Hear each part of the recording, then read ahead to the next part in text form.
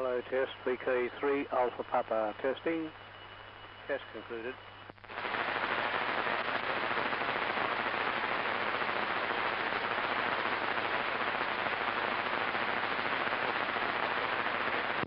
Hello, 444.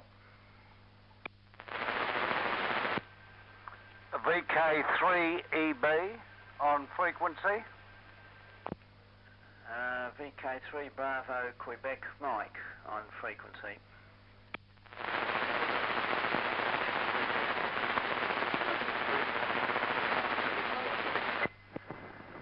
VK3KO also around.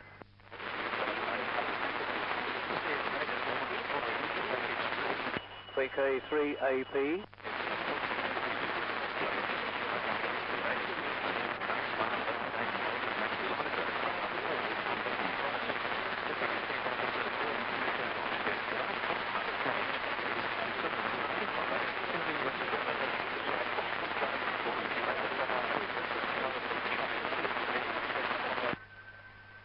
VK3EB returning to the group. There are 4 stations in the group in the following order: EB, BQM, JO and VK3AP. I don't know that we'll get any more because it's a pretty hot day. Apologies for Brian, who won't be on this morning. And morning Reg, Herb and Al. Another hot one, I've forgotten what the temperature is. It'll be about 35 now, I suppose, or something like that. But pretty hot anyhow. Pretty hot. I went out for a walk and picked up some bread and what have you. And since then I've been reading the paper and taking it easy. No radio work here, of course. And my 2-metre beam has swung round to the southeast at the moment. So I'm waiting for the cool change to give it a blow the other way.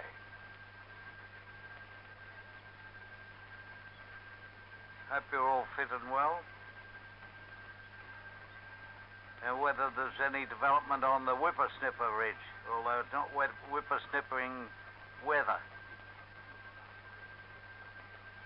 Okay, VK3BQM on the group, VK3B.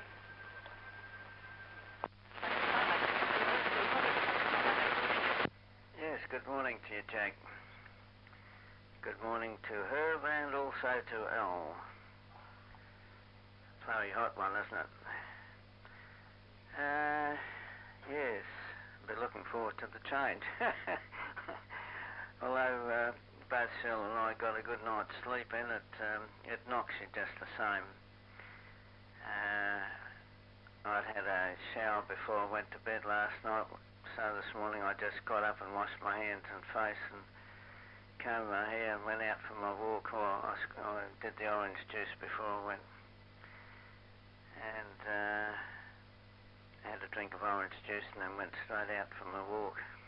Which incidentally, as a point of interest, I took the car later on when I got it out for Shell around the 8:30 mark.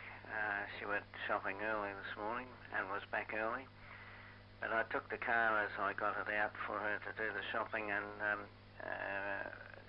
measured as accurately as I can with the speedometer in the car, the distance that I walked, which I was surprised to find was only 2.4. I felt like it was 10 miles, but no, 2.4 kilometres is the walk that I do every day, which at the moment I seem to be able to repeat at will at 24.5 minutes. And I did a leisure walk the other afternoon just to see what time it took me if I walked without reaching the pain barrier. And and I comfortably strolled along in 27 minutes, which when I first started this exercise, I was crippled almost three-quarters of the walk, staggering, so to speak, to keep going at just over half an hour, 30 and a half minutes. It's seen a great deal of difference, quite pleased. And this week I go to the vascular surgeon again to have a checkup.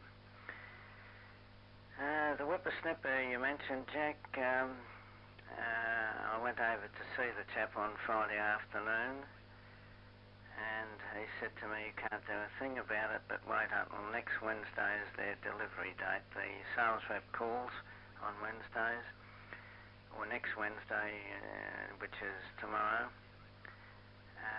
that he was bringing a new one with him for me. So it's a matter of patience, isn't it? Note that you've been out for your walk and that you've shot there, Jack. And you're sitting reading the paper trying to stay calm, cool and collected. God knows how they play tennis in weather like this. As they were saying too, the poor old ball boys and girls cop a nice old session of it as well, and the fact that they have the whole day to be on court, although they do get a break every hour or something like that. Get a spell every hour, but they've got the whole day from early in the morning until something about 7 at night. Right, for me it goes across to you there, Herb. Trust that you and Al are well. Good morning to our listening friends out there too. VK3JO to take it on. Incidentally, note that Brian won't be on the session. I've got 2 metres running should he care to come up during his wait or his session with the chaps that will be checking out the area there this morning. VK3JO to take it, VK3BQM.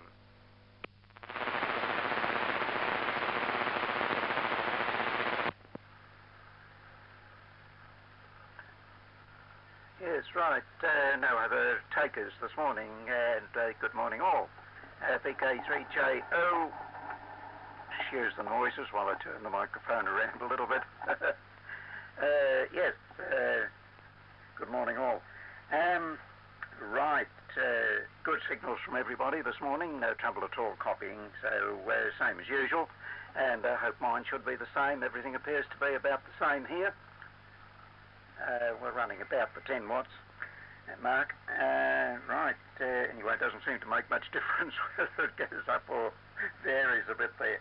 Okay, yes, temperature, well, I think we're around about 95 here in the old scale, 35 in the Celsius scale, and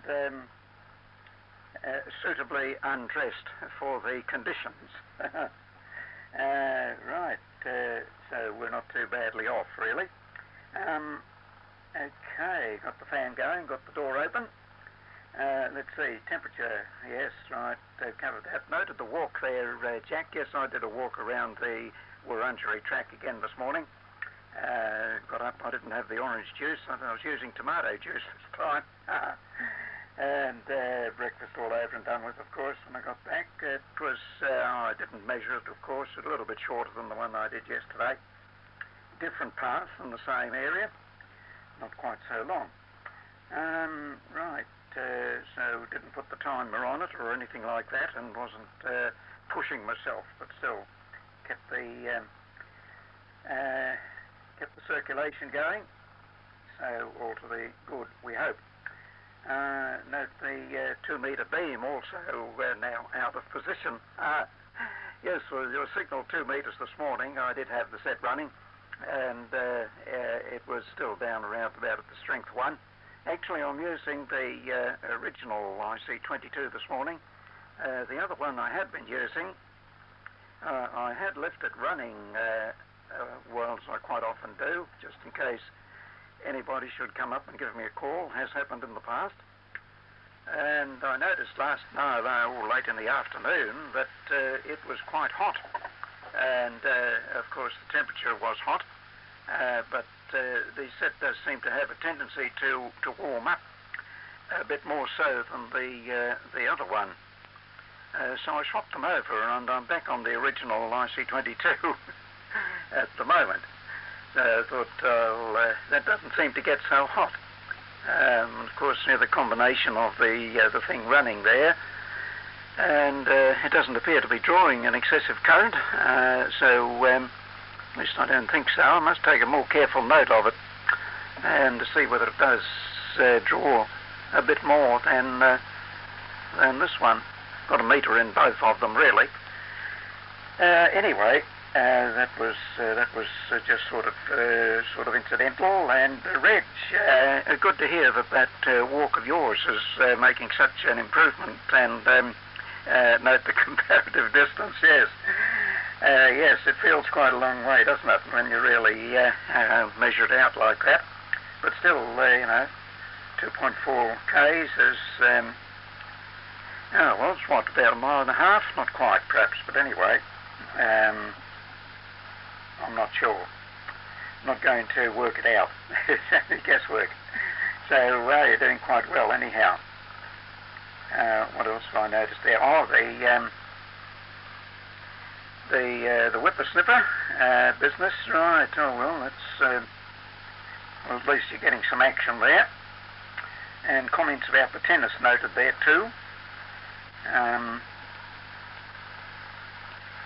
Yes, it's certainly very trying there, and look, I don't know how anybody could sort of enjoy just sitting down there in the hot sun all the day and watching them burn up their energy. Gee, yes, it's more of a trial than a sports game at the moment, so it appears that what one has to put up with for the sake of earning some money.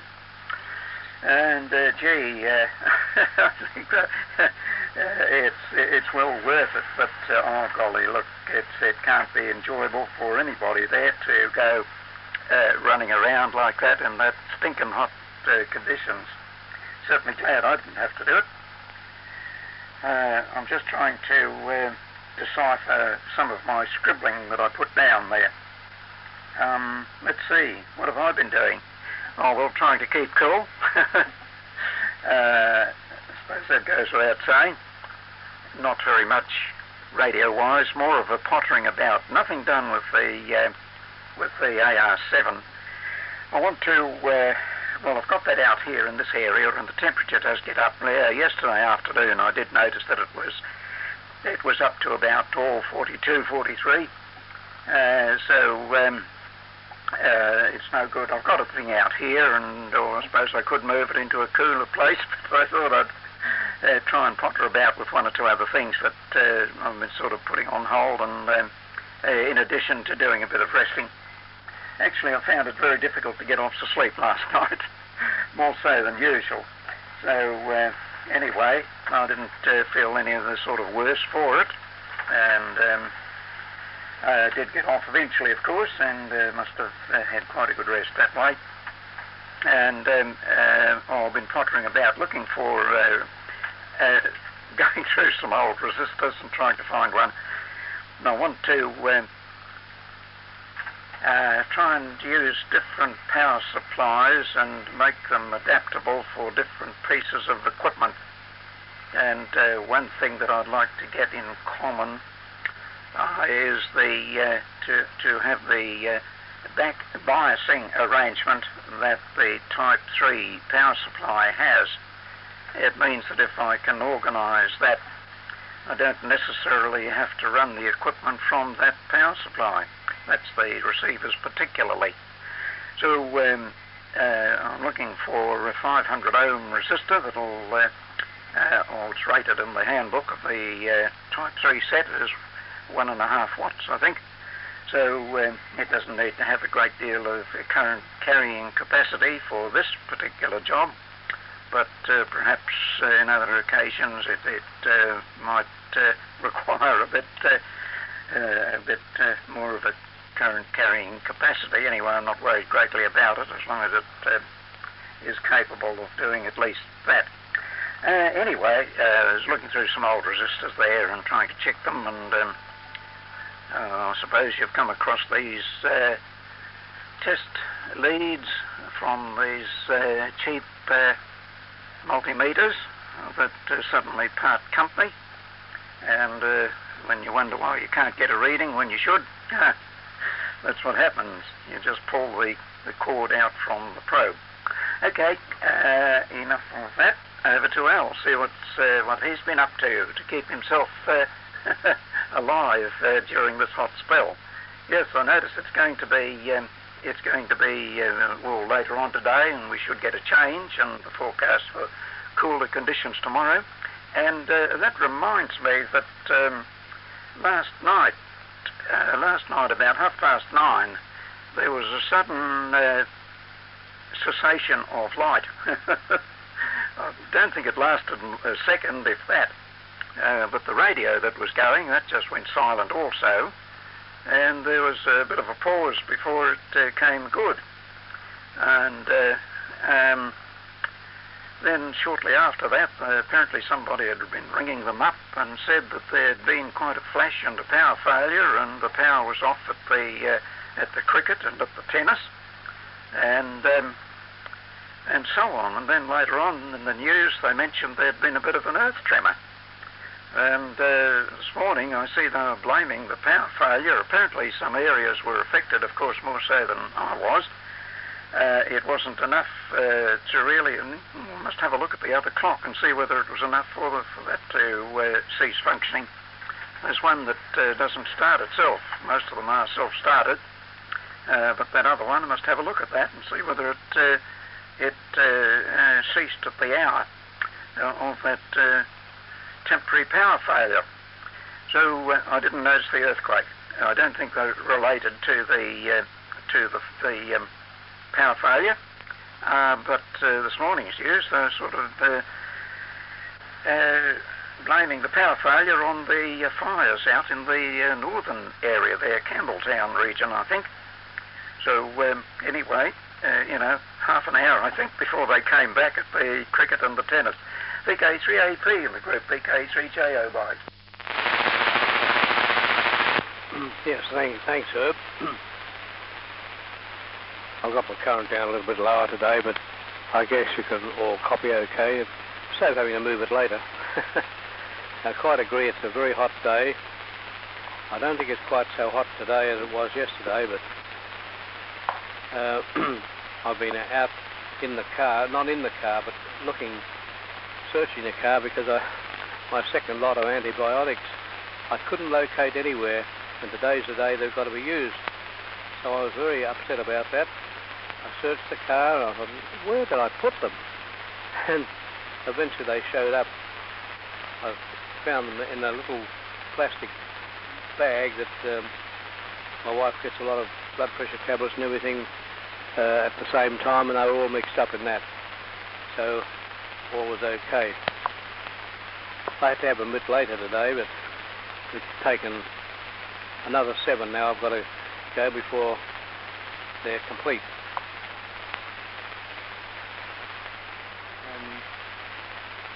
Oh yes, okay, Jack, about the antenna. I think you said the antenna swung around in the wind. Yes, well, it's got to be a pretty good antenna to withstand the wind we've had. We've had shocking wind weather, and I haven't even been out to have a look and see if my antenna's okay, but it appears to be on the air all right, so we're not worried.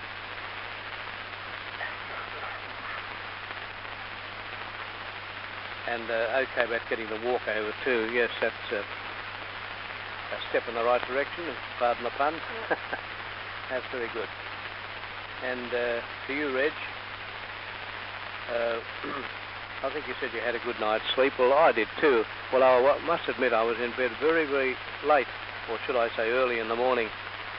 I got to thinking well, what have I got to do? And I've just sat in the room for a little while and thought there was some job I had to do. Oh, yes, that's right. RFM meter. A little Japanese job I've got here, complete with thermocouple and everything. The thermocouple, of course, is separate from the meter. And I pulled it all apart, examined it, make sure it was okay. And it appears to be okay. Very nicely made. And 0 to 1 amp.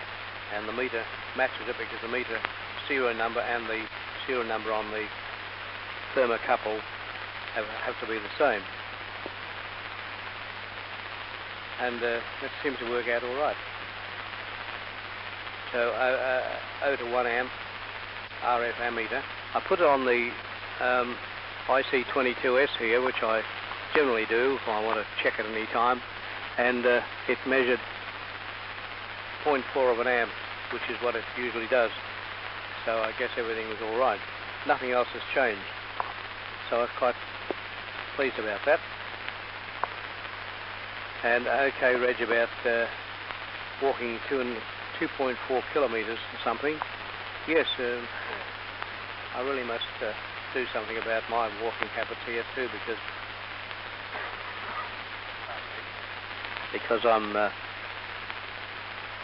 I don't do very much walking at all, except when I go shopping, and that's about once a week. I'm pleased to know that walking is improving your condition too, Reg, because it's not a very nice thing to have that vein trouble you've got hanging over your head, as it were. I quite agree it's very hot at tennis, and there have been some remarkable scenes of the tennis. Not that I've been watching very much, but the little ball boys, or whatever they call them, they do a lot of running too. They run like mad and pick up the ball and run back again, and it must be quite enervating for them. And Herb, your transmission appears to be quite okay. I can't notice any change in your transmission from last time. You're plus 60 on the meter, so I guess you'd have a higher current, or higher reading if you put the 813 rig on, but I think at the moment you're using a Type 3, and okay about the IC22 getting hot too. Well, I've got mine here, but I haven't got it switched on. I'll switch it on now. It's on. It's now on, and it doesn't seem to get overheated. I'm watching the plate current on it, or not the plate current, the input current, the volts, I should say. 13.7 volts goes into it. I don't want to go up even up to 13.8, which they recommend, because it could be a little bit out, and look what happened to it last time. I had to send it away for repairs because the old meter I was using was about 2 volts fast or something, or 2 volts slow, that's right. And I was putting about 15 or 16 volts onto it and not being aware of it. But since I've got the digital multimeter, it makes all the difference. So I'm watching it very closely.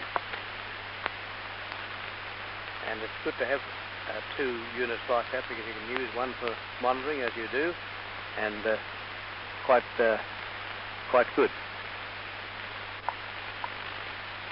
And okay about finding a cooler spot for the operating there this morning. Yes, well, that hopefully won't be for very long, and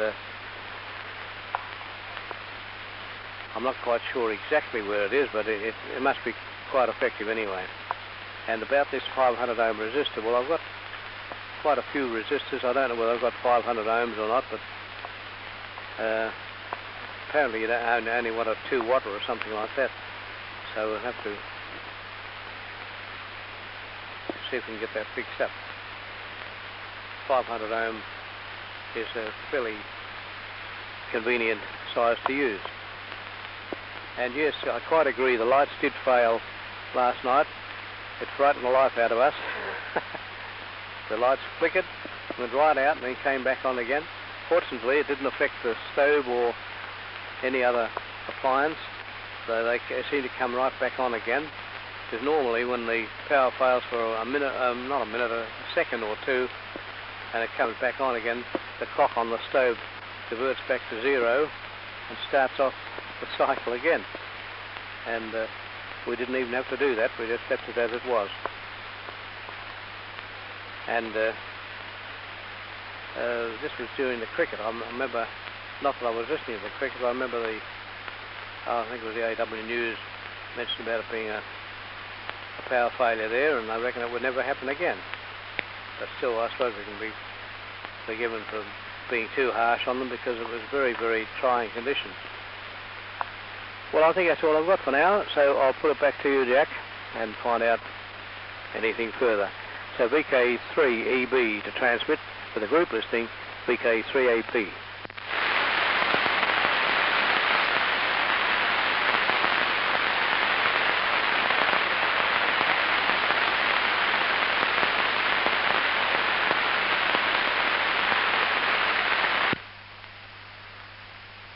Picked up the wrong microphone.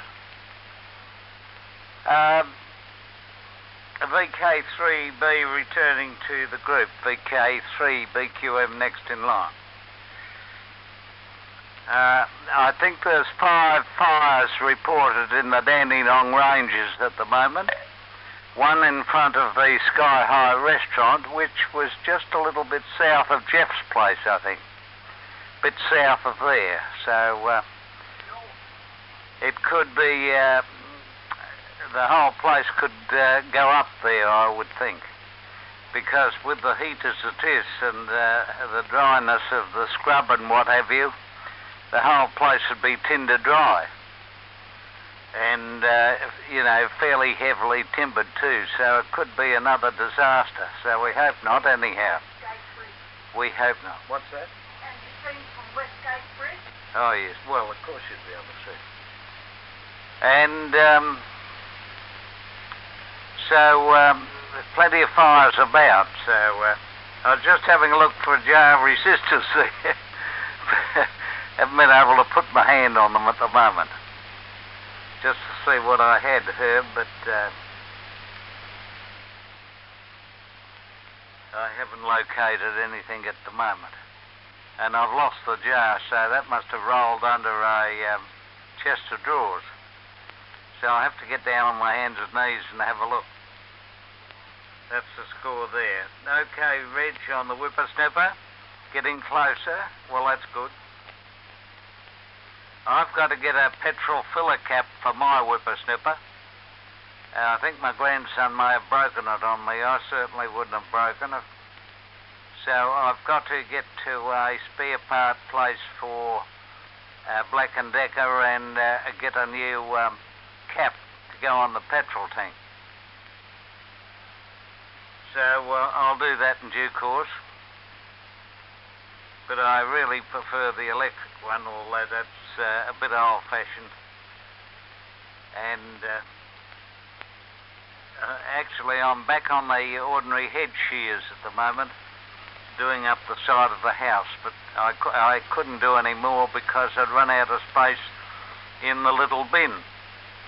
I filled up a garbage bag full of kikuyu, and when I had it full and put that in the little bin there, I couldn't get another bag in, so I had to knock off for a week. So, and it doesn't, well, perhaps later this week I might get another 12 feet done. I've done about 12 feet up the side of the house. I used the motor mower first and sort of mulched up what I could, and but I've got to get some wall plugs, to put some plugs in the walls with some hooks on them to hook up my coaxial cables and 300 ohm ribbons. So I've got to get down to McHugh's, but it doesn't look as though I'll be down there today. It's too hot. But I'll get a dozen wall plugs and put 3 or 4 plugs in and carry a few spares and make up some hooks and drape the cables up about 4 feet off the ground so I can see where they are, so that I don't cut them in half when I'm motor mowing. So that's the story there.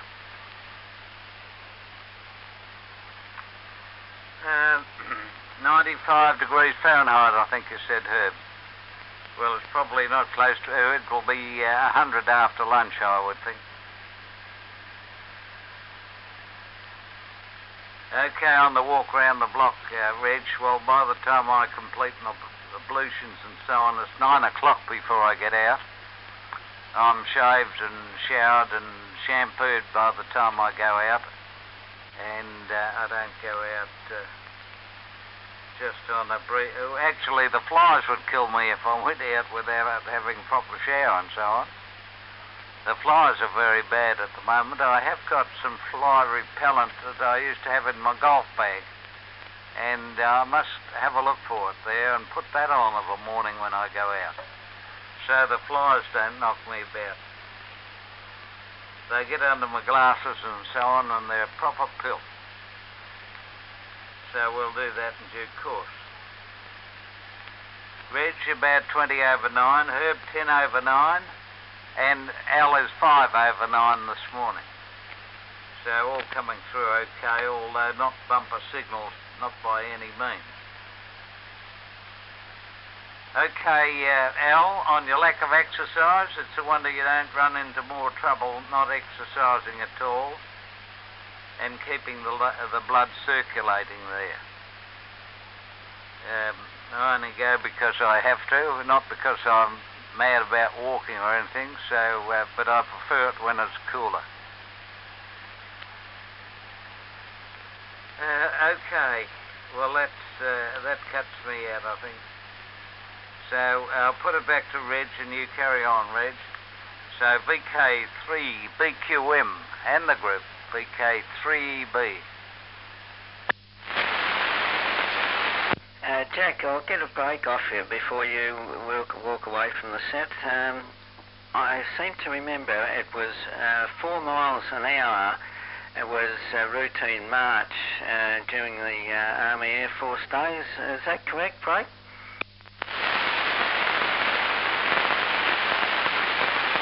I can't quite remember, Reg. I know we were always buggered. I can always remember that. We used to do 20 miles with a pack, and by the time we finished, you could hardly stand up, or that applied to me. It applied to a lot of others. And of course, all the no-hopers used to get a lift back to camp in a truck. And all the dills, which included me, used to soldier on and wouldn't get back to camp till about 9 o'clock at night. So that gives you an idea of what used to happen in our unit. Back to you, Reg.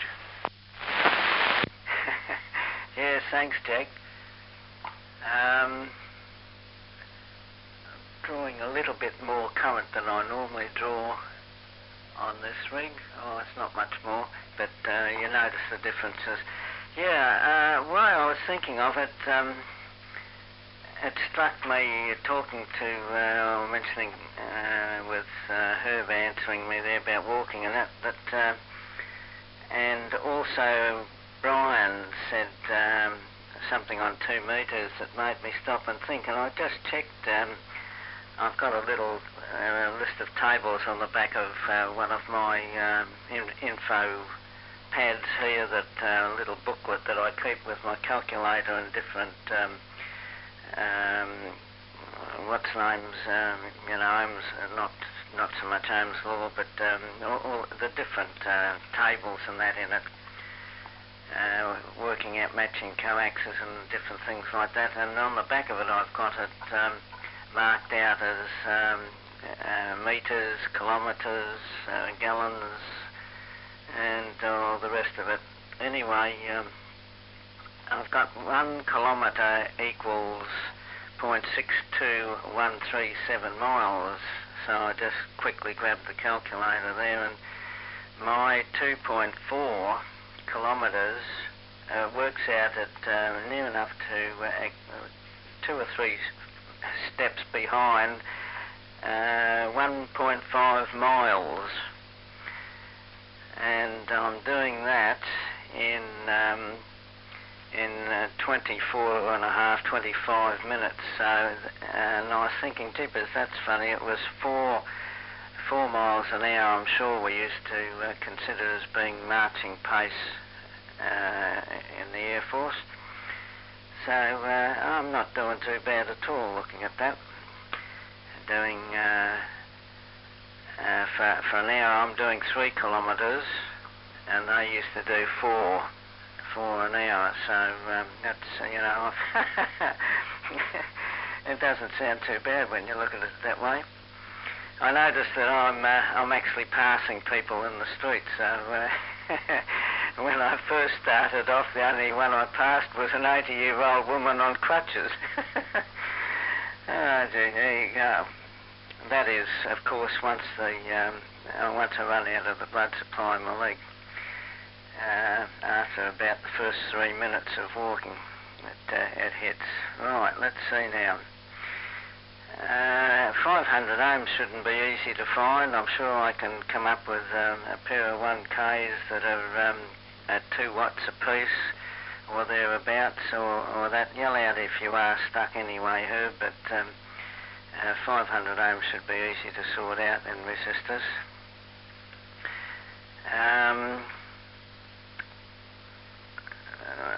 Thanks for your report there. Normal signals received at this QDH. I noticed that both Al and Jack sound to be high in frequency listening on my tele radio here, which is crystal locked. I think Al has followed Jack up, and that puts the 2 of them high in frequency. This teleradio isn't as broad in the band pass on AM as some AM receivers, and I notice it at this end. Right, let's see. One I see getting hotter, I see 22 getting hotter than the other one. I'm just wondering, could be Herb, that the second one has got a different output stage in it and perhaps draws a little bit more current. Whether somebody's replaced the output stage even on receive, and it's drawing more current on idling than it should. Type 3 back bias 500 ohm, which I've mentioned. Broken test leads, yes, they can be annoying. If you don't do very much in the way of using soldering irons, you've got to turn around and dig it out and all the rest of it. I've always got one on hand here that's almost running most times, so it doesn't worry me. Note the power failures, and I've had a lot of flickering here of the lights recently. More so than we normally get. There was some mention of a person losing their power earlier in the evening last night, and it wouldn't be put back on until about 10 this morning or something over in the western area, just clear of the city. Earth tremor mentioned from Herb.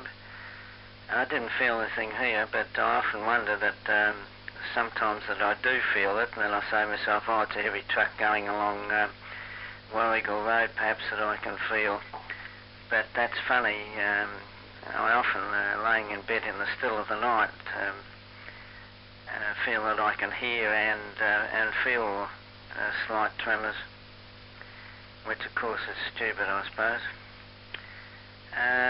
Note the antibiotic search there too, Al, and good that you found them. I mean, it's detriment that you must take them all, antibiotics, to feel better and not to bother to go and find the rest, or to, that is really not on. Late to bed last night.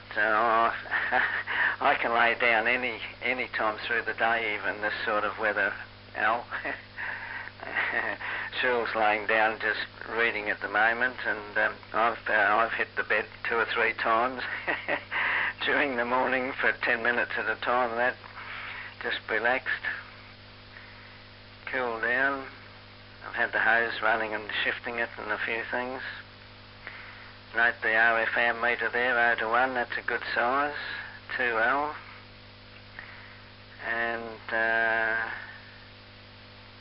jack with the power flickering, and the fires at the Dandenong Ranges there on the news this morning.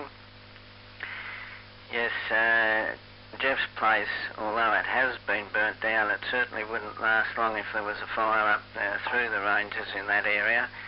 A very old timbered place that it was, it would go up very quick. And needing a petrol cap for the whippersnipper.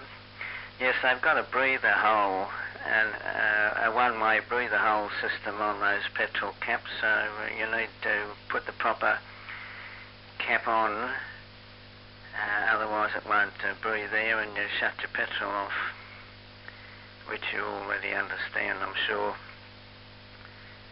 And the cable problems that in the sideway there, Jack. Yeah, the fires didn't present any problem on the walk while I was in the open park area this morning. The wind was that strong that they couldn't fly in it, but once I got back to my place and then I head off in another direction for the remainder half of the walk, it sheltered a bit from the wind, and I noticed the flies were deadly along that strip, very annoying. Right, I'm going to sign on this over, and I look forward to the next time round, fellas. In the meantime, it goes across to you there, Herb. I will listen out, but I'm going to switch the filaments off and the high tension off, and just listen out, and then I might hit the hay for 10 minutes just to lay on the back. VK3 JO to take it. Good luck to you all. This is VK3 BQM.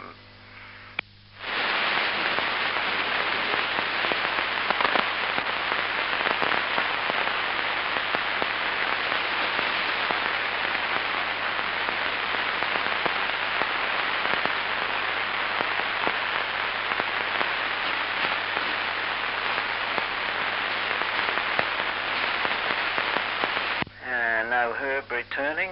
I trust that I was transmitting. You there, Al? You might take it over while you're waiting for Herb. Sorry, I was on the phone. Okay, I take it's okay for me to carry on? Yes, quite okay. Go ahead, Herb. Oh, right. Thanks very much. Okay, yes, well, I missed the last part of your transmission there, Reg, but, well, not to worry. Anyway, let's see, where do we go from here? Okay, from you there, Al, on your last transmission there, and note all the comments. What have we got? What did I write down? The power meter there, the RF power meter, checking that over, getting that going, right, fair enough, and walking pace mentioned there, and oil resistors. Yes, I'll come across something there. I've got a lot more resistors to look through, and if I can't find something, well, then I know where to go. And noted the comments there about the teleradio and frequency. Look, I usually do manage to tune the receiver a little bit, but I could quite often put that down to the fact that it's switched off while I'm transmitting. And that means when I switch it on again, it's on a different frequency anyhow. So that's why I can't always say, oh yes, there's a change in frequency. Golly. Anyway, let's see. Al there talking about, I was looking at some other notes. Right, where are we? Oh yes, temperature, of course, and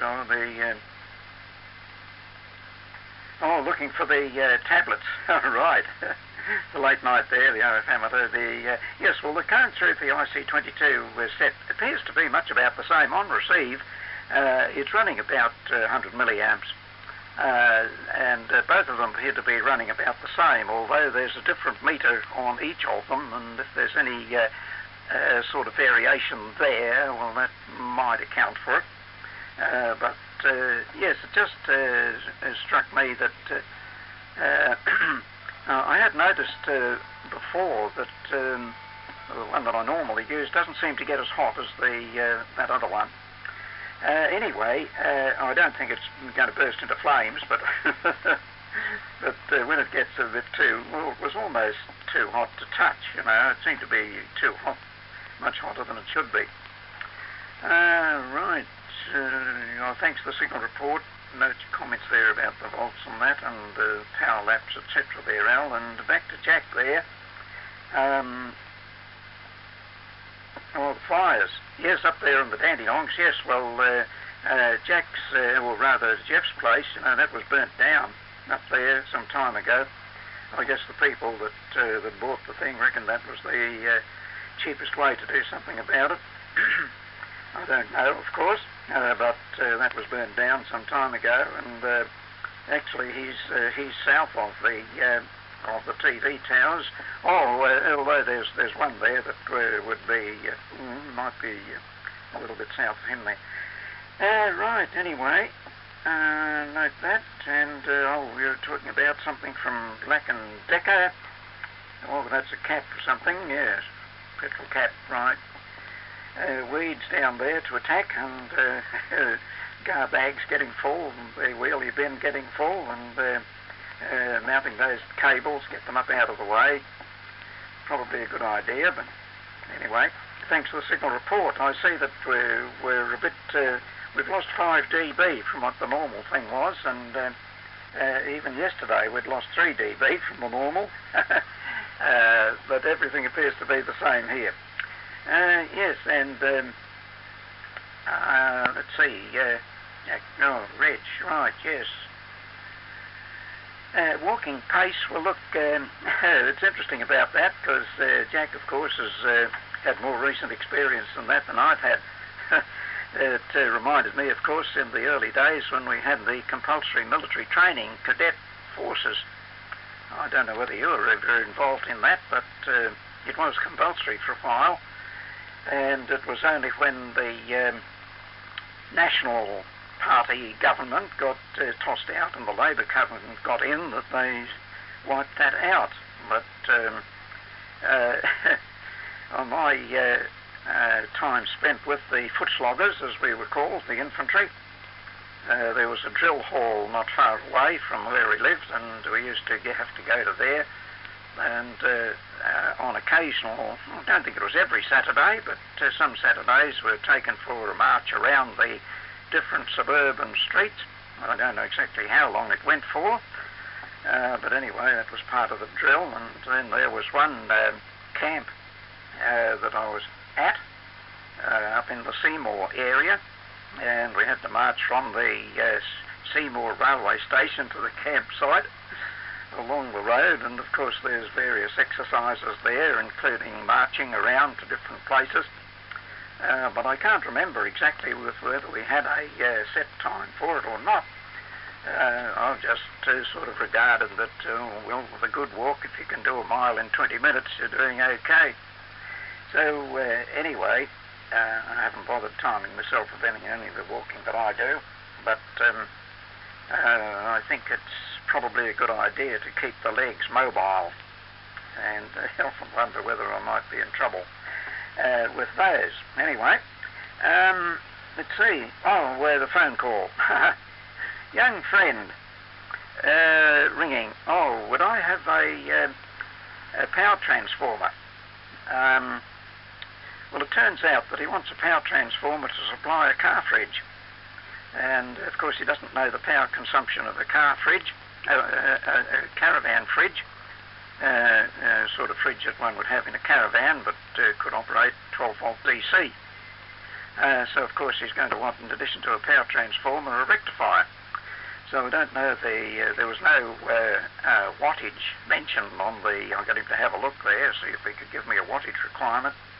But I haven't got the faintest idea of what they'd want. So anyway, I told him I'd make some inquiries and get back to him. So I don't know what sort of a power transformer would be wanted for that, and probably require at least a bridge rectifier, and whether it would just function that way, or what other requirements would be wanted, I don't know. There could be quite a few, actually, voltage regulation and so on, because the thing would probably cut in and out, so I suppose it'd want a voltage regulator. Hadn't given it much thought, nor any thought. But anyway, that's the sort of a query that we're likely to come up with, I suppose. So there we be. Over to Al, VK3AP with group listing. How's the time going? About 8 minutes, nearly 10 minutes. VK3JO standing by. Yes, thanks, Herb. And I imagine Jack will have his say after this. I think this time, just about 10 to 12. I didn't make a great number of notes on that last transmission, but I've got remark to Jack about the Sky High restaurant. That's up there on the top of the Mount Dandenong. It's got a beautiful view. You look right out across Melbourne. And I remember that the time I was up there doing a portable operation, and I strung up this little antenna, and I swear that I could see Lynn's place, the late ARL, VK3 Abel Roger Love. I swear I could see that from where I was. I wouldn't be sure, but you know, the signal went right over the top, and Lynn couldn't copy me at all from where he was, and I'd only be about roughly 10 or 15 kilometres away from his place. This is on 160, of course, but the signal seemed to, because it was so high up, seemed to go out in a, just become airborne and missed the very spot I wanted to reach. But put that down to experience, that's all. So the Sky High restaurant holds fond memories for me, because when I was at Channel 9, we used to often go up there and just look around. In fact, it was one of the lights of my life was to drive up in the car, and when you came to the gate, the entrance to the section they've got up there, the car park and everything, the fellow would, excuse me, sir, you've got to pay 2 and 6 or something. And when he found out I was Channel 9, no trouble, straight through. So that was one good thing about it. But we often used to go up there, and it's quite good. And I'm sorry to hear that there's been bushfires up there, but I think it's fairly safe. I'm not sure about what happened.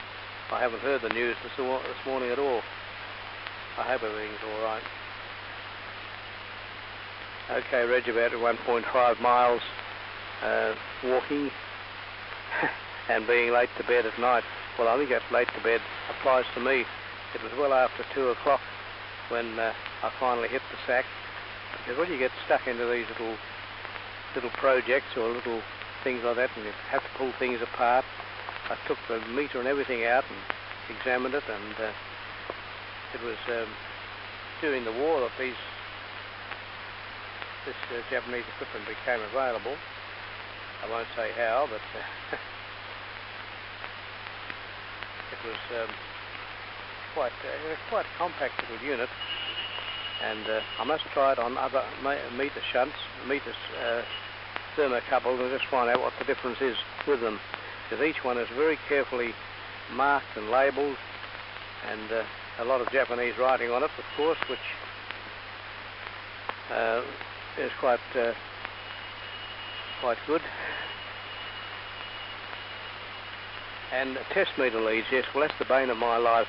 I've got one set of test meter leads here, and believe it or not, it's for the digital multimeter I got, and I was getting very strange readings at one time there, and I couldn't make out what had gone wrong. I'd get the reading 1 minute, and then the next minute there wouldn't be any reading at all. And I thought, gee, that's funny. Now what's happened here?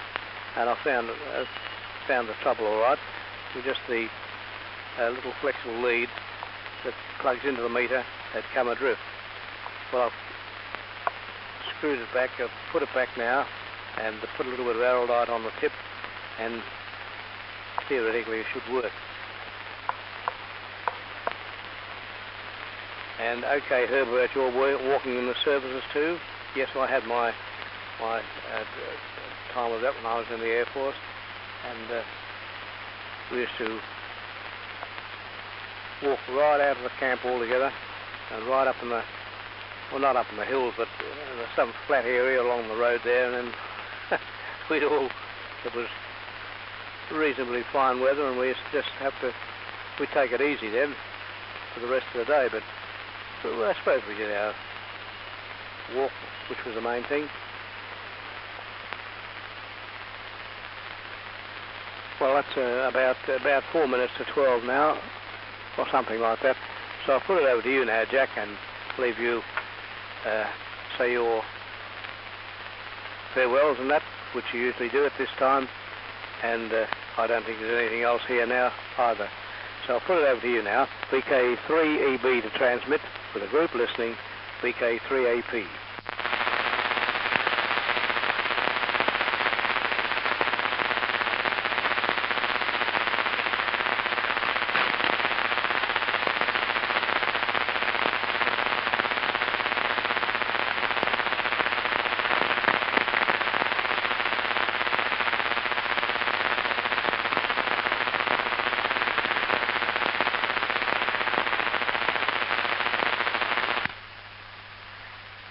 VK3B returning to the group. I was just having a look at the fires on Mount Dandenong on the TV. So you caught me out there. Anyhow, wish everyone a good morning. I hope to catch you all tomorrow. And good morning to our shortwave listeners. And VK3B is now off and clear.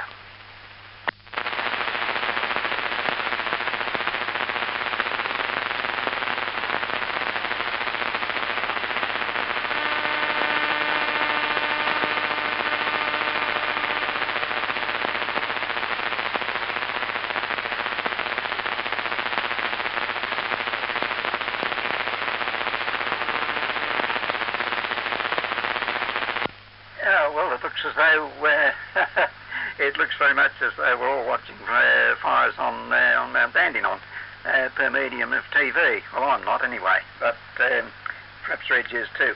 Anyway, I better say cheers and all the best there, and see you all tomorrow. Hope the change comes through when it's due, and we'll have rather more pleasant conditions. So, oh well, make the most of them, and note your experiences there, Al, with the with that meter, and the reason for the late night, etc. Yes, you've got to get a job like that done.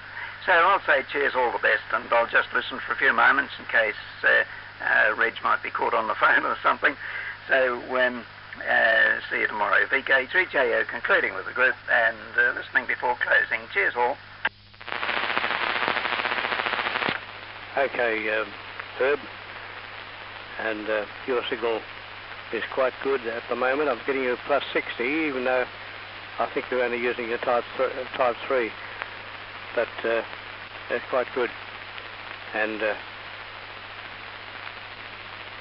okay, Jack, about watching the mountain fires. Yes, it's rather tragic, considering I used to work up there quite some time ago, and had to be very careful all the time we're up there on certain days. Not exactly days of acute fire danger, but they had to be very careful, especially on the roads too. Early in the morning you'd be coming back, and you had to be very careful of frost building across the road and so forth. Anyway, those days are gone now, and we just sit and dream. Well, I don't think there's anything else here now, so I'll say 73 cheers to you all, and hope this cool change comes. Not that it worries me very much, but it's nice to know it's on the way. So with those few remarks, I'll sign and wish you all the very best. Jack, Reg and Herb. VK3 AP is now signing clear with the group and saying cheers. Cheers everyone.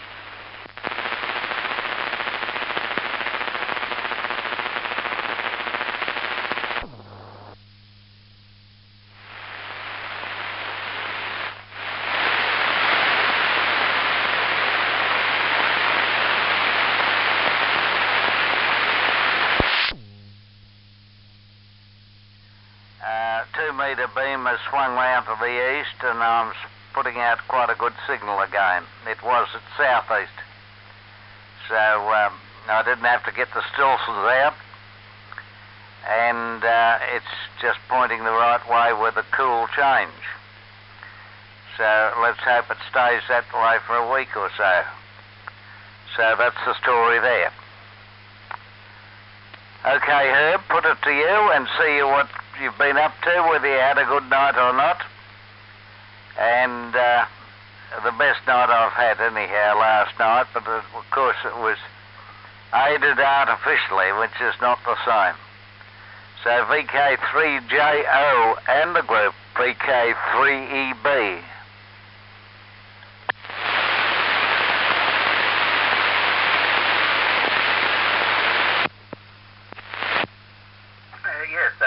VK3JO, replying to the group, and good morning Jack, good morning Al. Yes, I guess the others have got other things to do this morning, and I was hoping Brian would have been up and we could find out what happened yesterday with those chaps around there for the noise and so on. Interesting to know just what what they found out, if anything. Anyway, we'll just have to bide our time, and no doubt he'll be around and fill us all in on that. Right, yes, okay, Jack, usual good signal from you. I'm getting a bit of noise this morning, and as well, it's in the background of your signal. So similar to the noise, of course, that we had last year when that fault over there in the Nunawading area was so prevalent for so long. Anyway, so far it's not worrying either of you, but as I say, it's in the background there. Right, noted the comments there, Jack, about the current and the 30 watts and the good night, half a tablet. Oh yes, well look, you don't take them every night, so occasionally there's nothing wrong with that. And note the walk and the sleep. Well, yes, you've got to catch up with what you've missed. So certainly it's much more temperature-wise, much more pleasant, but I think it's very humid and quite sticky. The change has not been a refreshing one so far. It came through, I suppose, I'm not sure what time, about 6 or something last night. I'm not sure what time it was when it struck here. I thought I could detect a smell of burning, which I thought, oh well, that's probably the bushfires down Germana way. Arthur Seat causing that. Wasn't very strong. Certainly wouldn't have been from the Blackburn Lake conflagration that I heard about on 2 metres this morning, as the wind's in the wrong way. Yes, right. 2 metre beam, yes, right. Well, it was a bit of a noisy signal on your transmission this morning for me, but I was able to copy everything okay. So that's, I suppose, about the normal part of the course. Didn't get on this morning. I was up a bit later than usual. I think I slept a bit longer than I have done for the last couple of rather hot days. And decided I'd take myself a walk anyhow before having breakfast, so that it wasn't convenient to come up and join the group this morning. Yes, right. Till radio-wise, very little done here. The temperature's been too hot, really. I'd like to have it cooler conditions, particularly in this area where I've got the AR7 before I start fiddling around with the alignment and so on. But I was just pondering that the query from that young friend who was wondering about a 12-volt transformer to operate a, well, I'm sure he said a car fridge. Well, I'm not sure. I've not been familiar with car fridges. I know I've had caravan fridges that sort of operate on the 12-volt system, but when you stop, you swap over to the gas. I must ring him again and just try and get a bit more confirmation about that. But he seemed to think that it was a 12-volt. All he could find out on the device itself was that it was a 12-volt DC. So he's wondering about a transformer. Well, obviously, if it's a DC device, he's going to need more than a transformer. But apparently nothing on it there to indicate its power consumption or current consumption, so that you don't know what sort of a power transformer. I must ring him again and see exactly what the sort of a thing is. So something that I'm not familiar with anyhow. But whatever it is, it'll want more than the power transformer to supply it. And I just wondered whether a battery charger would be about the easiest way of doing it. Whether it would function on that. You might have to put an extra capacitor or something across the battery charger. It depends, of course, on what current consumption is required. So that's the crux of the whole situation there. Have to give him a ring and find out about it. So that occupied a bit of thought yesterday afternoon, and a bit of time in looking through some books that I've got here to see if I could get a clue as to the functioning of these refrigerators and so on. That certainly occupied a bit of time. This morning I've been outside doing a few jobs in the garden. Cloudy here this morning, very calm, no wind, and it does seem to have got a bit duller. Let's see, just wondering what else there was. I did listen on both 80 and 160 last night on the 101 set, and that group that Brian is on, he wasn't on it last night. But the other chap there in Warrnambool, apparently there's not much rain out that way, but there was one chap in Mount Gambier that's saying they're getting quite a bit of rain. So it looks as though we might have to wait for that to move over here. The radio reports earlier this morning suggested that we might be getting some rain, but it just hasn't arrived here.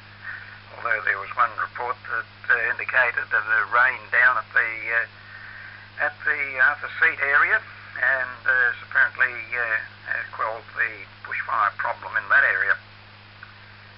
But by golly, people never learn, do they? You know, we've had all these bushfires. They've been a constant thing from back in the early 1920s, and probably even before then. They occur and quite regularly, but people will build in there amongst the gum trees. And of course they just don't take the necessary precautions to keep the undergrowth clear. So I don't know, they never learn. And of course, who started the fire in the first place? Yesterday's conditions certainly would spread rapidly, no hope of controlling it, as the eucalypts are very combustible plant. Right, so I think that's about all. We'd better turn it over to Al and see how he has survived the conditions. And trust you're keeping up the medication there, having located the tablets that you had to search for yesterday. And also hope that Phil's making progress too. So better leave a pause in case somebody else comes along to the group. VK3EB will follow you there, Al. So there's only the three of us on the show at the moment. VK3AP was the group, and good morning to all our other listeners. Jerry might be up this morning too. VK3JO standing by. VK3 Whiskey Yankee November.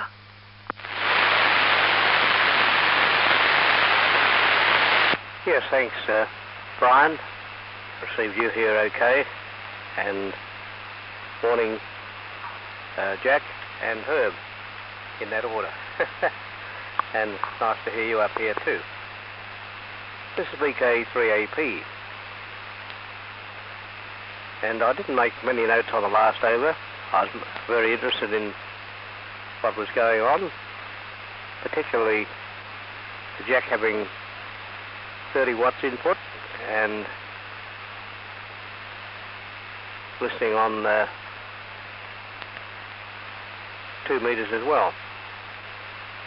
Well, I'll start from the beginning. Okay, about your walk this morning, Jack. Yes, that's the thing I intend to take up. I don't know whether I'll make it this year or next year, but I'll get there eventually. This business going up to the compost heap every morning is all right, but it's not long enough. You just get into second gear and you're home again. And okay, about the bread purchase and so forth. Yes, well, things have well, they weren't terribly good for shopping. Certainly, Miss Whale and I didn't go out at all. Not that we're worried about the heat, but we just stayed indoors because the sky was pretty threatening at the time, and we didn't take any chances. And okay, about the sleeping tablets too. Yes, you take one of those occasionally. That's quite okay. Now, I haven't come to that yet. Sleep never worries me. I get in the bed very late at night, or very early in the morning, I should say, and that's about it. I don't toss and turn or worry about it. So, it never really worries me. And yes, okay, Herb, about the AR7 that you are working on there, and the hotspot. Yes, well, I don't think there's much you can do about that, except to complain to the council, but they won't do anything, nor could. So I hope it'll be all right for you anyway. And okay, about the car fridge too. Well, I don't know too much about them. I do know at one time the Beatles, bless their hearts, were working on a DC-operated car fridge which was going to revolutionise car refrigeration, and I think they had patents out on it and everything. This is years ago, of course, but I haven't heard anything more about it. So I guess that must be put in a too hard basket. And okay, about listening on 80 and...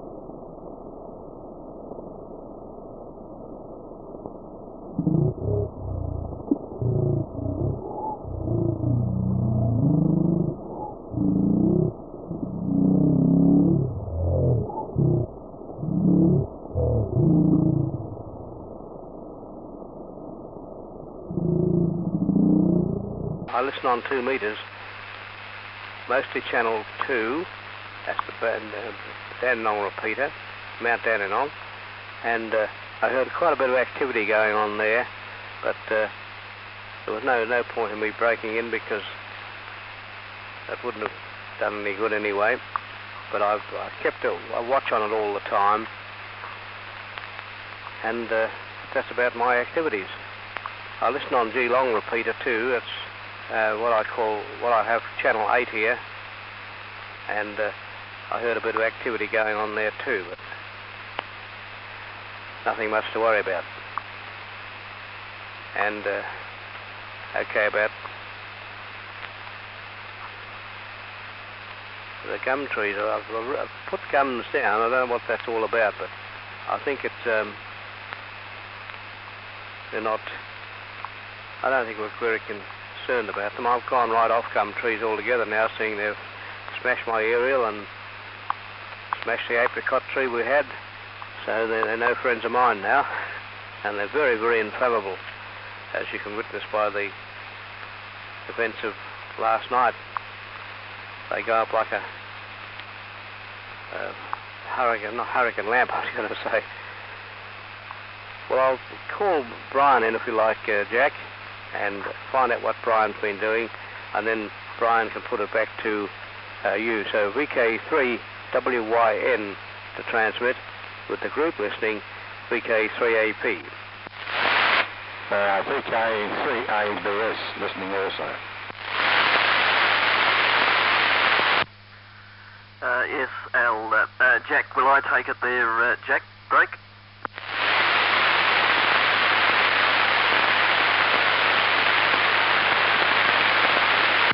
Looks like it's me. VK3AP and the group VK3WYN. And acknowledge you there, Jerry, VK3ABS. I think if you follow me, Jerry, and you pass it back to Jack, EB. Morning all. Well, a bit chilly now, isn't it? Got the blankets out. Certainly a scorcher yesterday. Definitely an indoors day yesterday, at least at this place. Hope you're all well and have survived the heat okay. They're Jack and Herb, and Al and Jerry.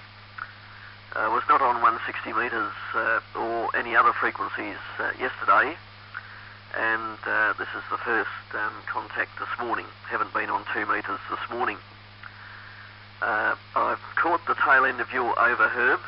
Heard the reference to 80 metres and 160 metres there, and also heard some talk about refrigerators, but not sure what that was about. And Al copied all of your over. Fine signal as usual, Al. And just stand by a tick here. Yeah, that's all okay. Just checking the aerial tuning. That's all fine. Nothing blew down in the wind here, Al, yesterday, which was quite strong, of course. So all the antenna seems to be loading up okay at the moment. Note the other news there, Al, and give a bit of background about what's been happening here. First of all, yesterday, as I think most of you know, I was expecting a visit from the network maintenance people for the cable TV. Well, what happened, which I guess I should have realised anyway, they were very, very busy with keeping all their cables and communication systems in operation with the heat and the bushfires of yesterday. So, of course, there was no time to spare to pay a visit here. So that business of checking the interference, that'll be done at a later date when they've got a bit more time and a bit less other duties there. It certainly was a bad time there, wasn't it, with the fires? And I suppose having lived in that area for a few years up at Olinda, we were there when they had the 1962 bushfires, and I guess it's just one of the things you come to expect if you live in a forest, isn't it, or in that very bushy area. I think if you look at bushfires, they're just a natural part of the environment, the same as other weather conditions and other things that happen. And I suppose people make the choice if they want to live in that area, don't they, and accept the risk with it. But certainly not my idea of a place to live nowadays, not in amongst all those trees. And let me see, this morning had a visit from Don, VK3FAL. Don has collected those gang capacitors, Jerry, that you were kind enough to make available.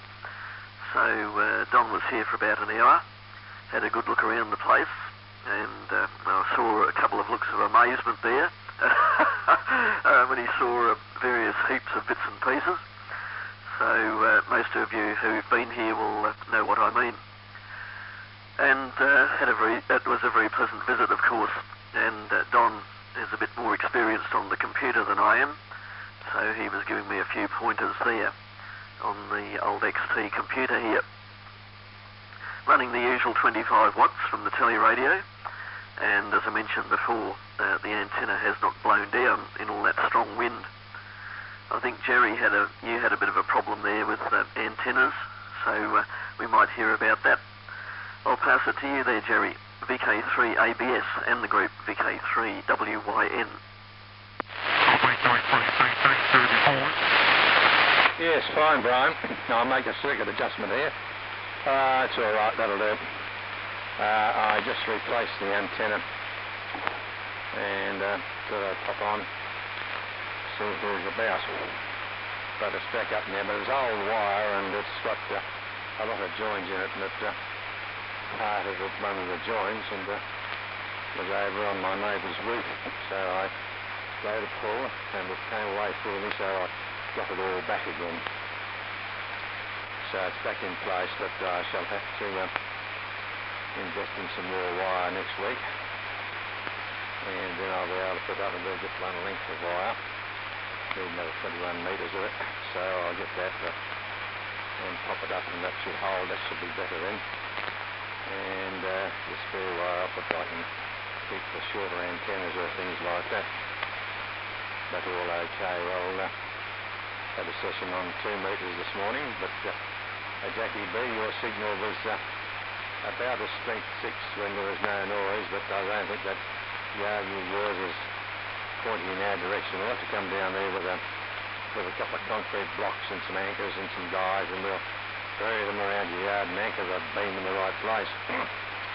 That might work out all right. I was just thinking on 6 this morning, scanning up and down 6, and there were a couple of repeaters. I think there was one up in Queensland, I heard it banging away, but not much intelligence on it. And also, it sounded like, if the frequency was right, it was the RTL beacon in Townsville on 6 metres.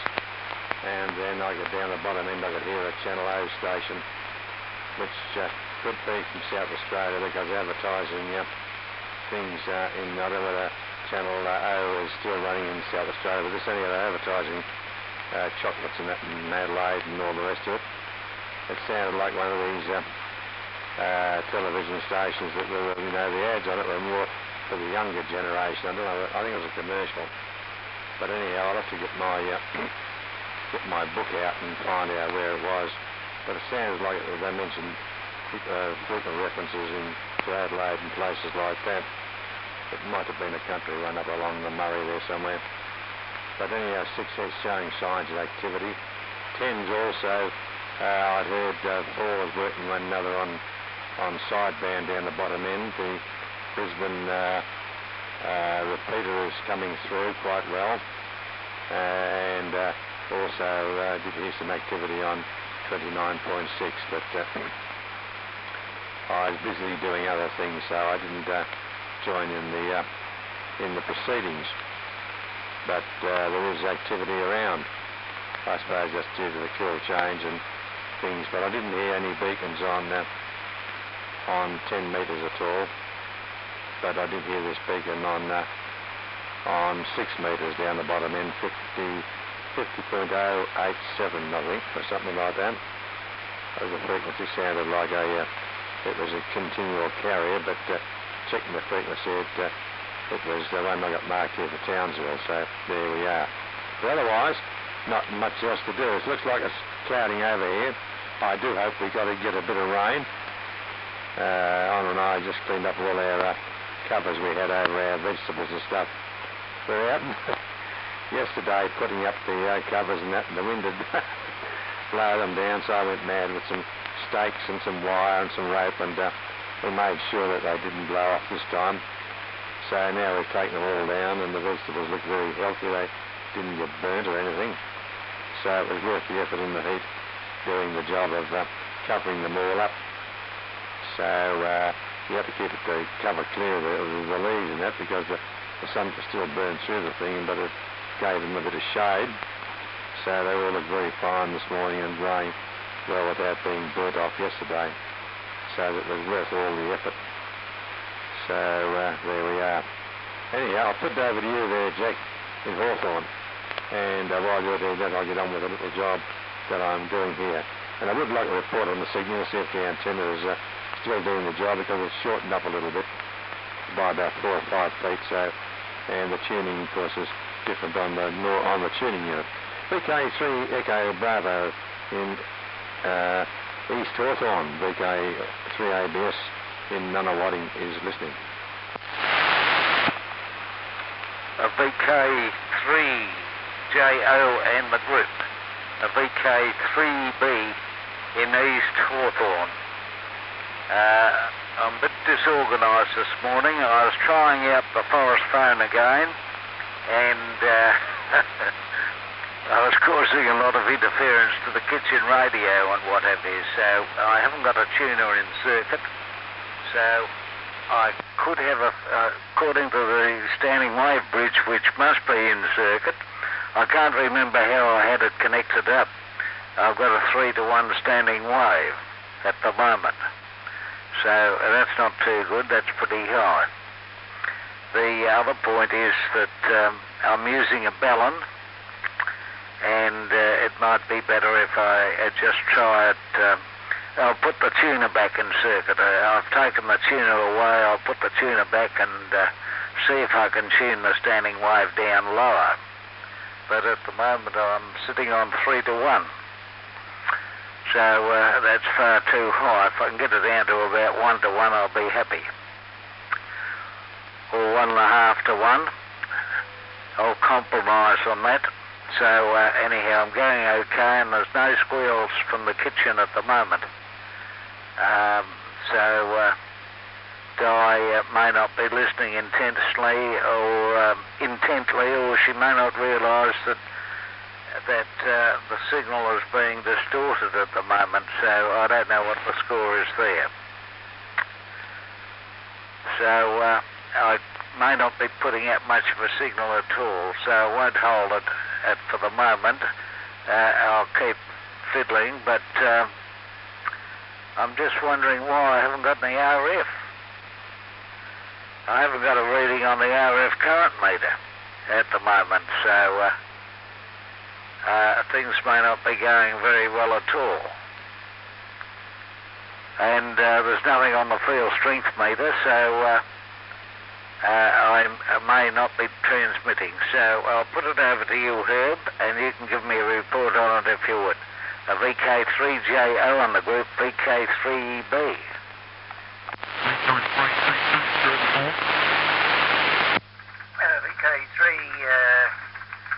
VK3AP, next in line, and the group VK3JO replying. Jack, yes, note you're using the forest phone.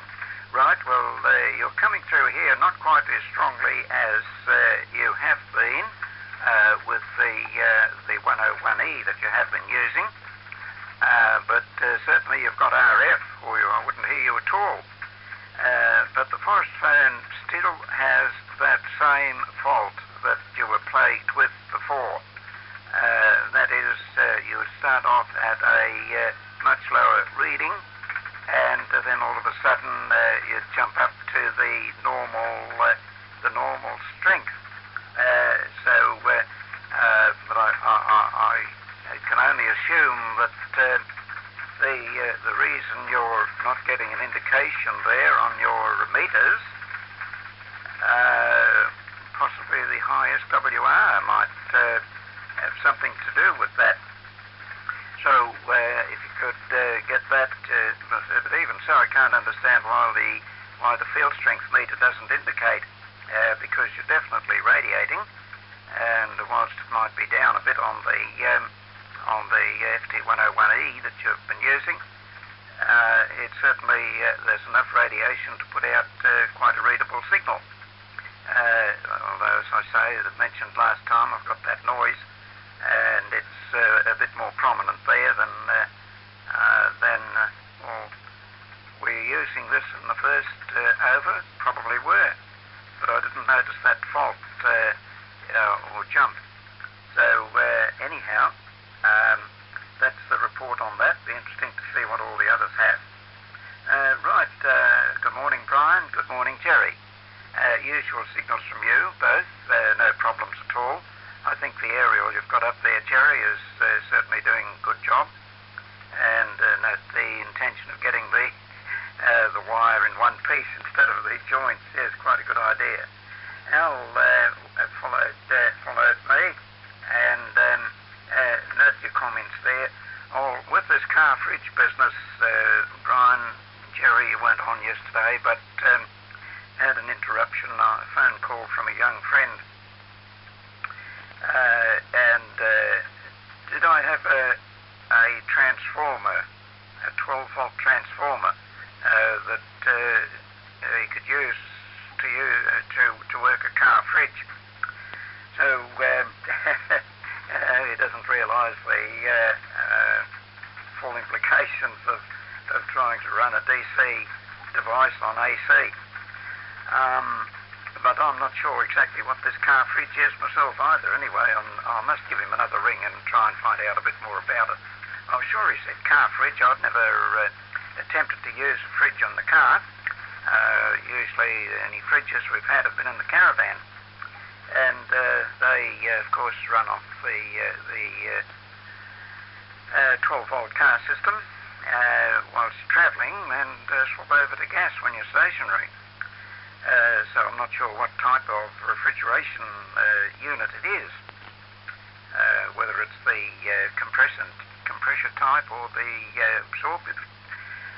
absorption type. So I guess that would make a difference between the current consumption of the thing. At least he's going to want some DC instead of AC, so the transformer alone is not going to do it. So he wondered whether I had a transformer. Well, I don't think I have actually, but I said I'd bring him back. But just giving it a bit more mature consideration, I shall have to get a bit more information about this fridge. You could only find out that it was a 12-volt thing. There didn't appear to be anything on it that would indicate its power consumption or current consumption. So, can't advise without knowing the full requirements. But at least I can say that if it's a DC thing, it's not going to work on AC. At least I don't think it would be, because I know there are some universal motors that will work on both AC, DC, but whether this particular fridge has got that or not, I don't know. I think in that case it wouldn't be just, say, 12-volt DC. Anyway, that was that. Noted listening to repeaters there last night. Probably could have been quite a bit of traffic. I wondered whether the Wyson people were on the job at all. It's a possibility that I hadn't bothered to check out on, never thought of it really. But I think they use the Kinglake repeater there, don't they? I'm not sure on that either. So be interesting to know. We'd probably find out in due course. Something for Steve to chase up and find out for the WI broadcast on the first Sunday next month. Reference to gum trees there, Al, that was mentioned in connection with the bushfires, how combustible they are, and how people never seem to learn after all the experiences we've had with building in those tempered areas and not taking the appropriate precautions. Brian, noted your comments there, and I understood, yes, about the network people not coming along. They've probably got their hands full trying to conserve. I wonder if their cables are in that area up there where all the bushfires are, in which case I guess they're not much use now. So it's another good argument for putting them underground, isn't it? Particularly there. So anyway, I wonder when they'll get around to coming and chasing up this other problem. Just have to wait and see. But we've got another quite a few weeks yet of summer to go through, and it's quite likely we can expect a repetition of what we've just had. Note too about Don FAL coming around there and getting those capacitors. So hopefully they'll help to do the job, and also the interest in your equipment, and also his contribution to the computer situation there. Right, that's the usual signal report. Up to 37, Al was up to 37 also, so running neck and neck. Jerry was up to 31 and a half actually, so that I think is fairly constant. I think on Sunday when both yourself and Jack were on, you were both the same reading, just looking if I've got the particular sheet of paper there with it, and I think you're both neck and neck there. Yes, I see I've given you both the 31. Right, yes, antenna problem with Jerry, right, on the roof and wire. And interesting about the other contacts, the other signals that you're hearing on 6 metres and repeaters there, and also 10 metres, signals coming through. No, I haven't bothered listening there at all. So that's that. Oh, I notice you've been covering over the veggies. Yeah, I've got some tomato plants and silver beets. I've got some climbing beans. At the moment, that's about all I've got. But a few of them, I think, would be in full sun for the 24 hours a day. Or 24. the normal hours of sunlight. Certainly not the 24 hours a day. Anyway, what I've done is to use newspapers, several thicknesses of newspapers, and spread them on the ground around the different plants there to just prevent the sunlight evaporating the moisture in the soil, and just really to conserve water. I noticed that some of the silver beet leaves last night were drooping. This morning they're standing upright again. And it certainly conserved the water around the plant's roots there by using the newspaper. And been applying a bit of water through the hole in the papers where the plant comes through. So these are well, they didn't suffer with the extreme heat. So hopefully when they get a bit bigger and grow some tomatoes, they'll stop me from buying some for quite a while. So that's the treatment here. But I really perhaps should have had some shade cloth over the hydrangea plants, but then I'm not worried about them because they're all frizzled up. There's quite a number of other things in the garden that I don't bother keeping water up to. Okay, enough from me. Back to Al, VK3AP, and I hope you've been able to observe on Jack's transmission. I'm sure he'll be anxious for a report there. So VK3AP with group, VK3JO standing by. Yes, thanks, Herb. VK3WYN be next in line. This is VK3AP. Yes, well, now where we left off,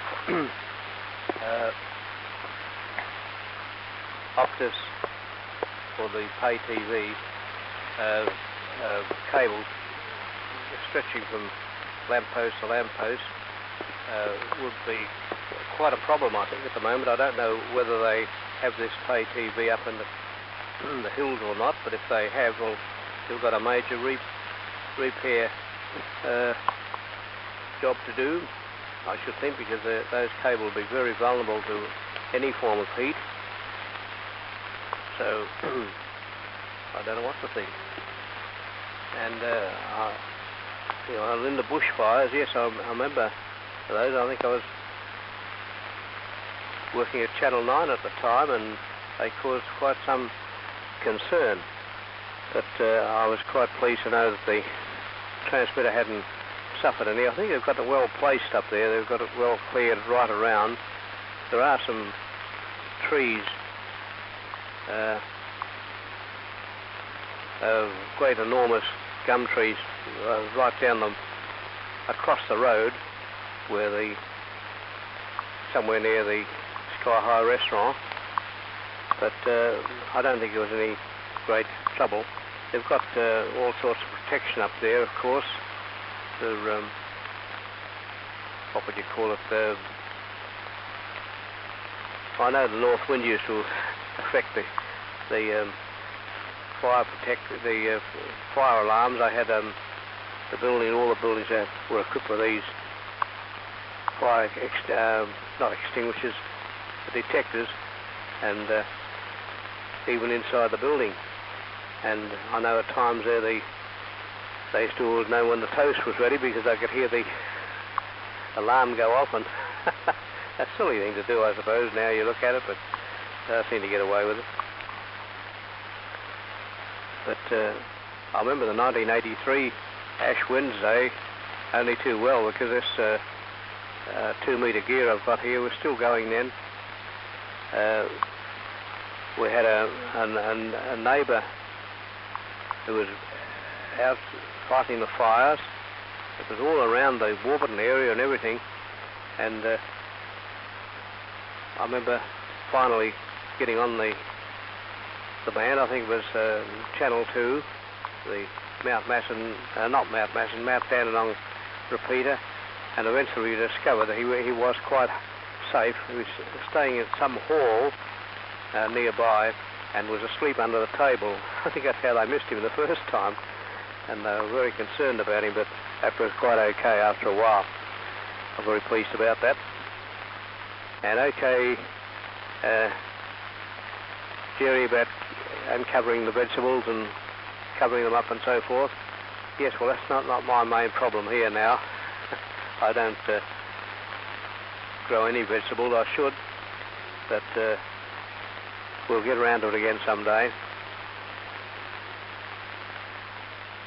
And okay about that antenna of yours, and a neighbour assisting. I don't know whether you've got the antenna mounted on the roof or not, or across the roof, but you've got quite a few joins in it, and from what I've learned here with my little long wire antenna, the fewer joins you can put in, the better. Not that there's anything wrong in joins, but it's soldering the lead, the wires together after they've been put into place. Put a soldering iron on, and you're generally asking for trouble because the wire invariably breaks just at that joint. I've had that happen many times here, so the fewer the better. But I'm not suggesting for a minute that you do something about that, because you can't avoid this thing. Now, Jack, your signal was quite strange on the last over. We didn't miss a word, but you came up about strength 7, and thank goodness I didn't have a noise level on the receiver, but the signal appeared to scratch around for a little bit, and then it jumped up to 9 plus 10, and then it stayed like that until the over had finished. So it looks as though you might have that inevitable problem that used to exist a few months back. There was nothing wrong with the transmission. The transmission was quite okay, but it's just at the first part the signal was a bit intermittent, but not enough to worry about. And okay, Herb, about I'm going on another track now. Okay, Herb, about the DC and AC not being possible. Well, not generally possible, because one is vastly different to the other, and you've got to, if you're going to operate on DC, well, you've got to know what current is required and everything, because you've got to put in rectifiers, and they're not hard to do now. Just the old silicon rectifiers, a couple of those, and you're home and hosed. But of course, people get the idea when they see 100 watts or something like that, they'll just simply put in a transformer and has disastrous results. Unless it's thoroughly AC operated, well, you've got to revert to rectification. And I quite agree, gum trees are very inflammable. We're very lucky we haven't had any major conflagrations here for the same reason, because when we first came into this block about 38 years ago, the ground was covered with gum trees and everything, and we were very proud of them and the envy of the street, as it were.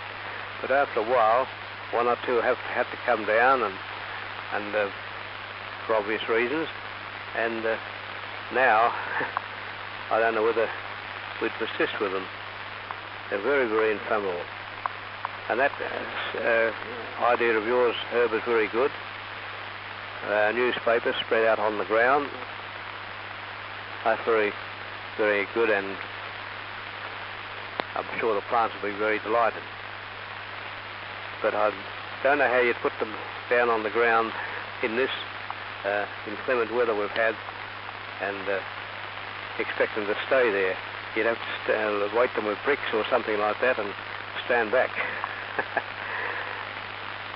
Well, I think that's all I've got for this over, so I'll put it over to you now, Brian, and you may have some further news on the cabling and so forth.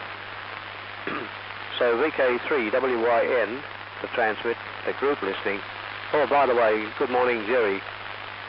I don't know whether I mentioned that to you.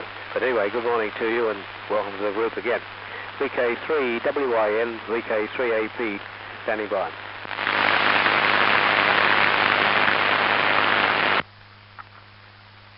VK3AP and the group VK3WYN returning. And now, I won't say good copy all round. Let's see. Signal reports. I'll start with, let's see who followed me. Jerry, you were asking for a report on your signal. Jerry, I can't give you an S-meter reading, but the usual 5x9 copy here, no trouble at all to copy. And I can't pick any particular difference there from what I've heard on the previous occasions, Jerry, from your station. And but Jack, your signal level is well down to what I normally receive at my QTH, and that in combination with the TV interference I'm getting here, that made your last over rather difficult to copy there, Jack. I could read you. You're around about a 4, and as I say, without an S-meter, I could only give you about a 4 by a 7, I reckon, even when your power had come up. Might be conditions also, Jack, but I think I did hear you mention something about your SWR and such like at your station. So perhaps there's something a little bit off tune there, and no doubt that'll get fixed up pretty quickly. And let's see, Herb and Al, top signals, of course, from both of you. 5x9 plus from both yourself there, Herb, and you there, Al. So that's the report here on signals. And Jerry, interested in the reports there on 6 and 10 metres. I wondered if you heard Jeff around at all, VK3 CNX. Jeff is a keen 6-metre operator, as we know, but I think he's got a bit of trouble with one of his rigs. I think it had to go back to the electronic hospital there. So wondered if you did hear Jeff, VK3 CNX around there, Jerry. And let's see, yes, Don was very appreciative of those gang capacitors there, Jerry. And I think as the rest of the participants on the net are aware, Don's in the process of getting organised to build up a tuning unit for 160 metres, and also sort of thinking of different ideas for an antenna, and possibly something like a counterpoise to give a bit of ground system at his location, which is a difficult location to sort of space-wise, as he described it to me this morning. So anyway, we'll hope for the best there.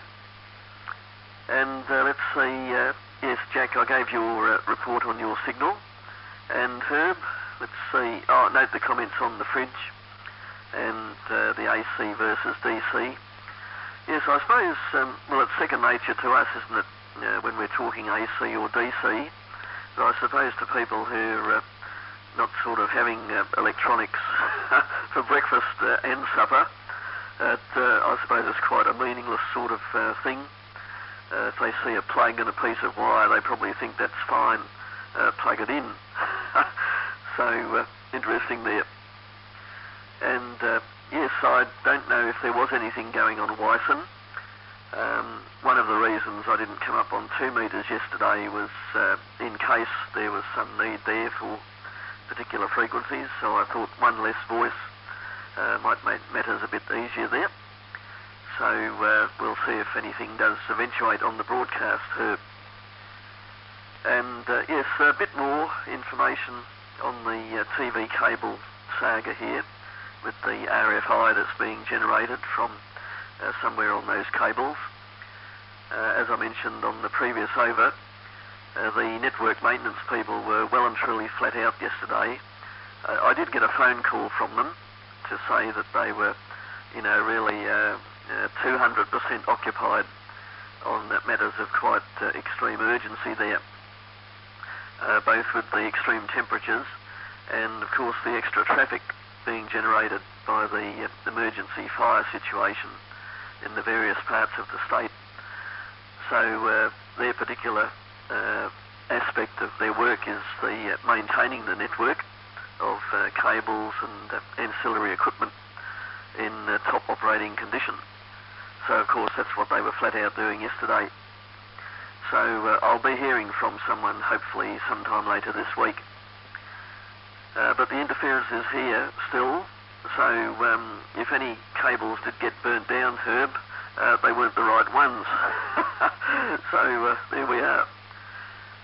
Interesting comment there too, I think you made, Herb, about the TV cables and I suppose other cables that are up in the air on poles in the bushfire areas. That probably would be an incentive, wouldn't it, to perhaps make them underground cables in that sort of situation, if possible. Interested on the vegetables and the various comments from people there about the effect of the heat and the sun. And yes, my lemon tree, which up until a few days ago was well and truly laden with lemons, it has gone into its automatic defence mode yesterday, and the lemons that were on the branches are now on the ground. So it's shed the fruit there, which is quite a normal thing, of course, to protect the tree itself in those adverse weather conditions.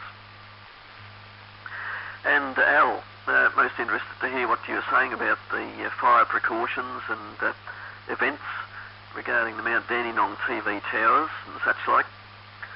Yes, where we lived at Olinda, of course, that was not far from Mount Dandenong, and our place was very close to, in fact, it was just across the road, just across the main road from the Kenlock restaurant, which most people know, and can be quite disconcerting, of course, when you're in the midst of a bushfire situation in that area.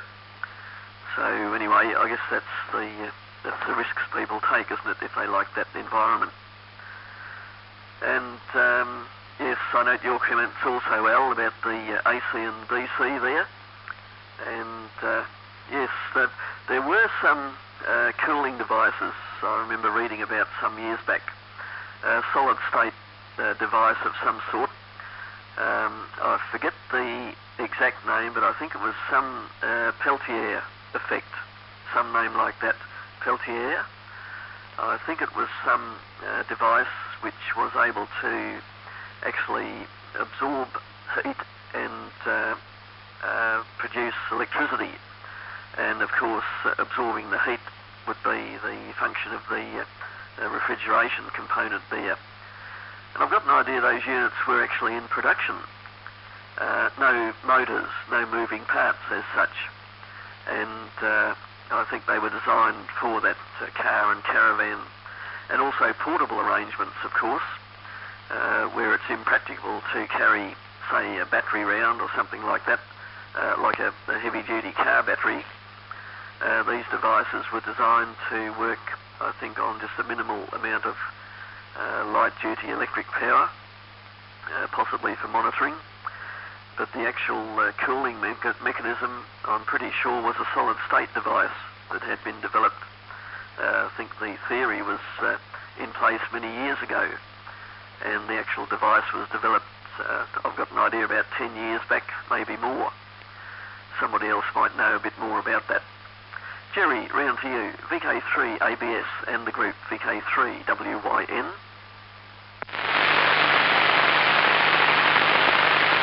Yes, fine, Brian. VK3 WYN, VK3 Echo, Bravo, next in line.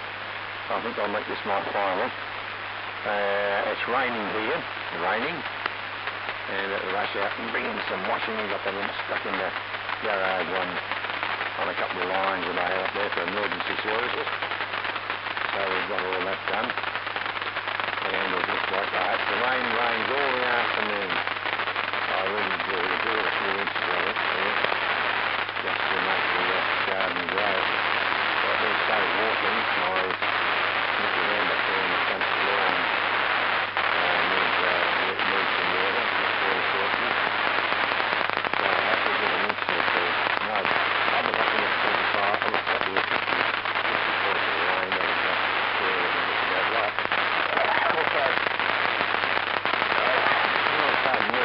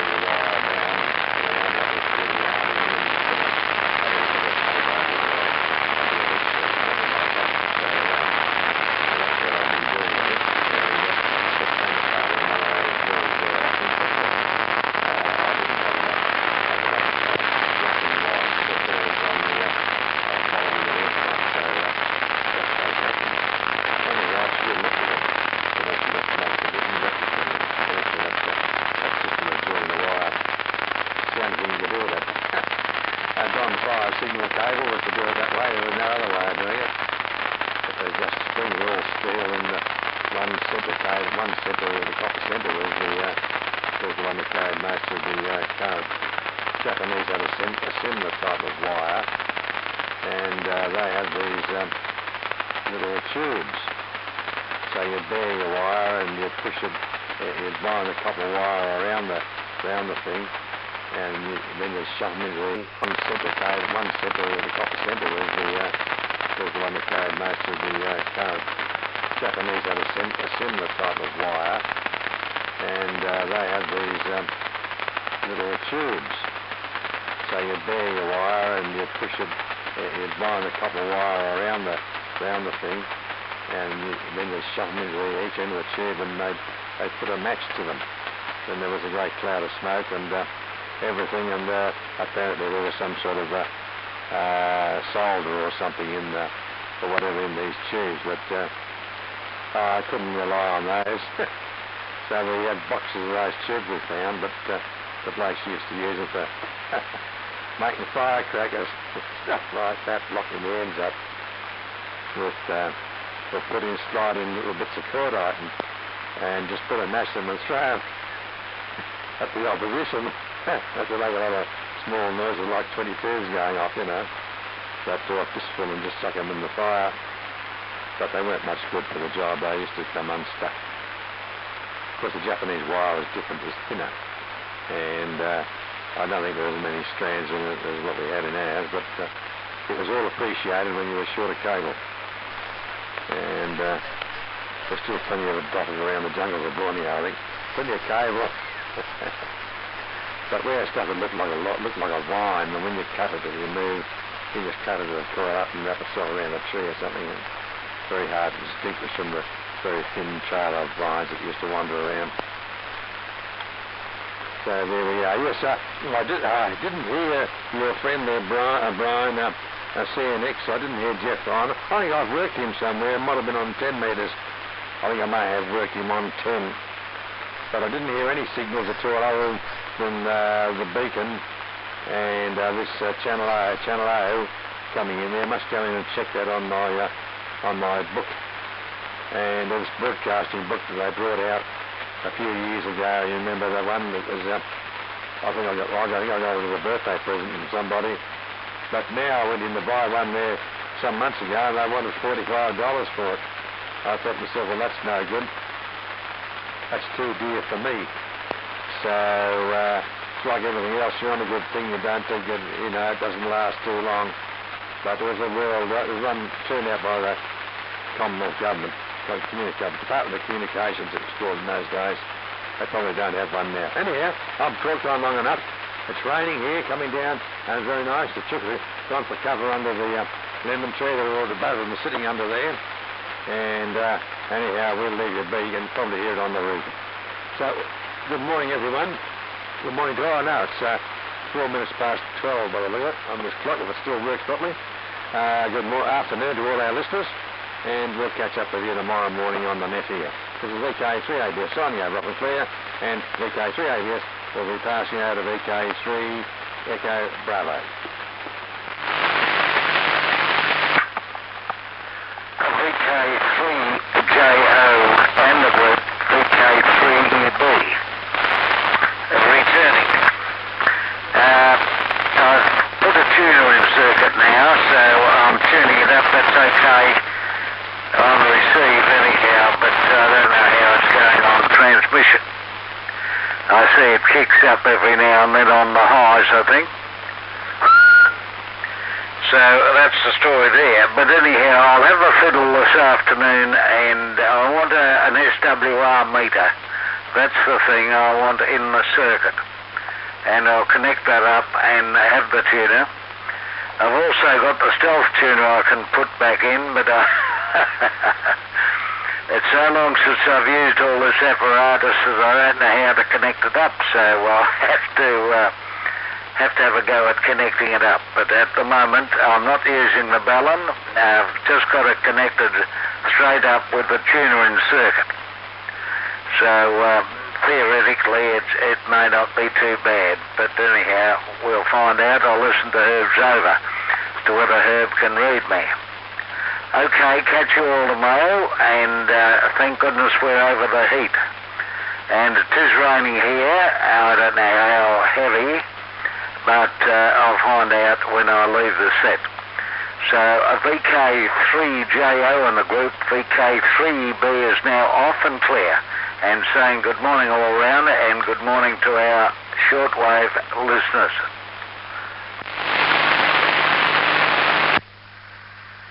Yes, right, VK3JO replying to the group, and we have had rain here also. It's been sort of intermittent. Some of it has been, sounded as though the drops were fairly large and heavy,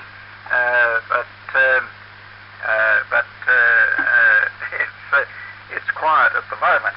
Just want to have a look at this power meter, see what it says. Oh, gee, since the rain, it's come up to just under 20 watts, and I've been normally running it at about struggling to get more than 10 watts. It's just on 18 watts. So, and the antenna current appears to be down a little bit compared with what it normally is. So that's that's strange. However, that's the way it is at the moment. So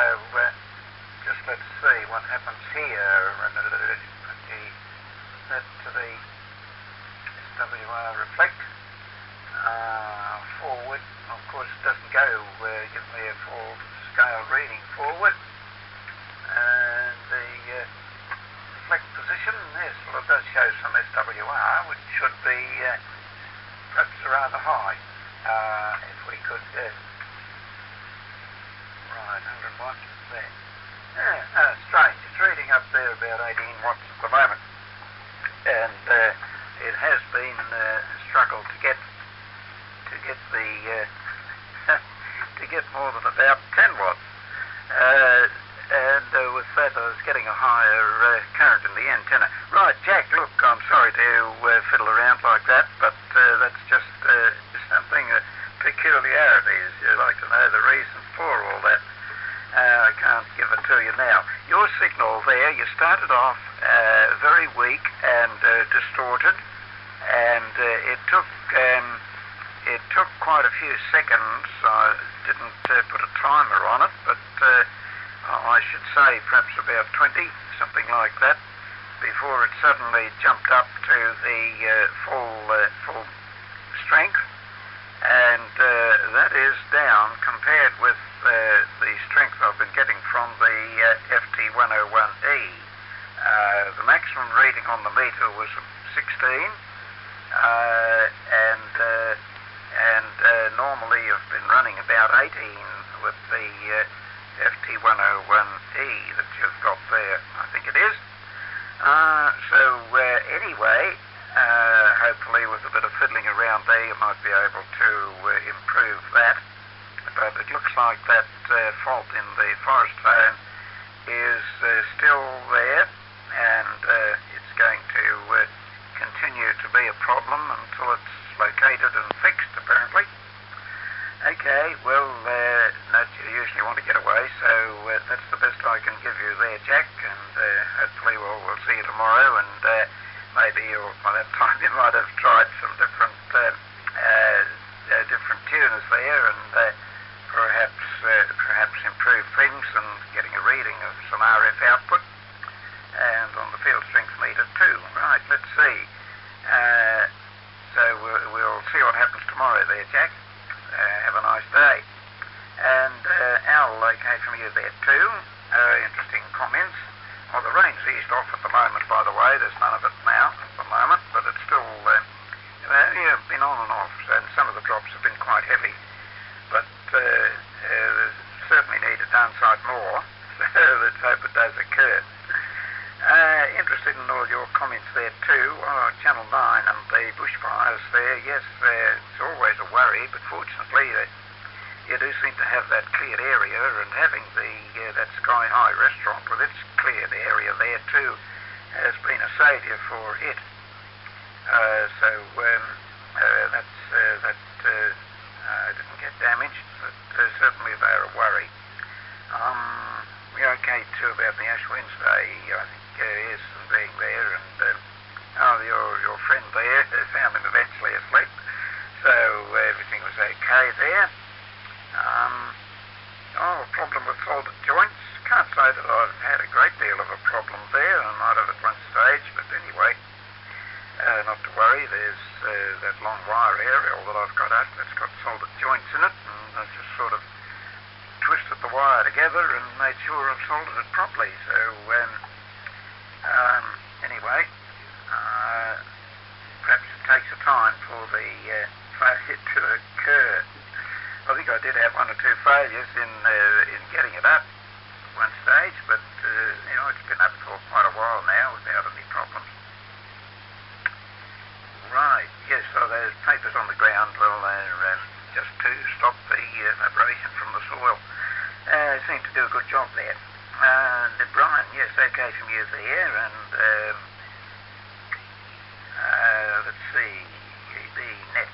I wrote down, I'm not sure what that was about exactly.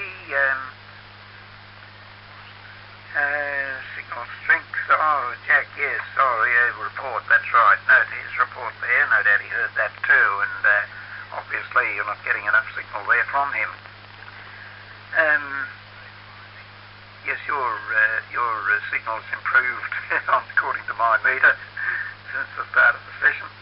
And that applies also to Jerry that had come up, and Al too. I didn't note particularly there, but that does seem to come up after it's been running for a while. Yes, right. Oh, the interference there. The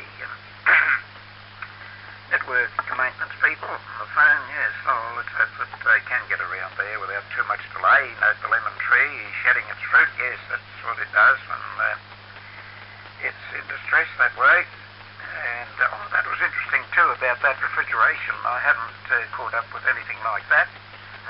So it'll be interesting to see what sort of a device this chap has got. And certainly you need to know exactly its current carrying requirements before being able to recommend anything. So we'll see what happens. I better give him a ring and have another word. And Jerry, yes, okay about the rain and also soldering joints, etc. Jointing wires and those Japanese firecrackers. Yes, hadn't heard of those at all. And also the cost of the book of, apparently that'd be the book of stations. Oh, gee, yes, that's far too much. Far too much for that. Right, I don't think I've got anything more here, so I think I'll have to be doing a bit of shopping this afternoon, so I'll know. I don't know that I'll be doing anything radio-wise. Anyway, should be able to get on tomorrow as usual.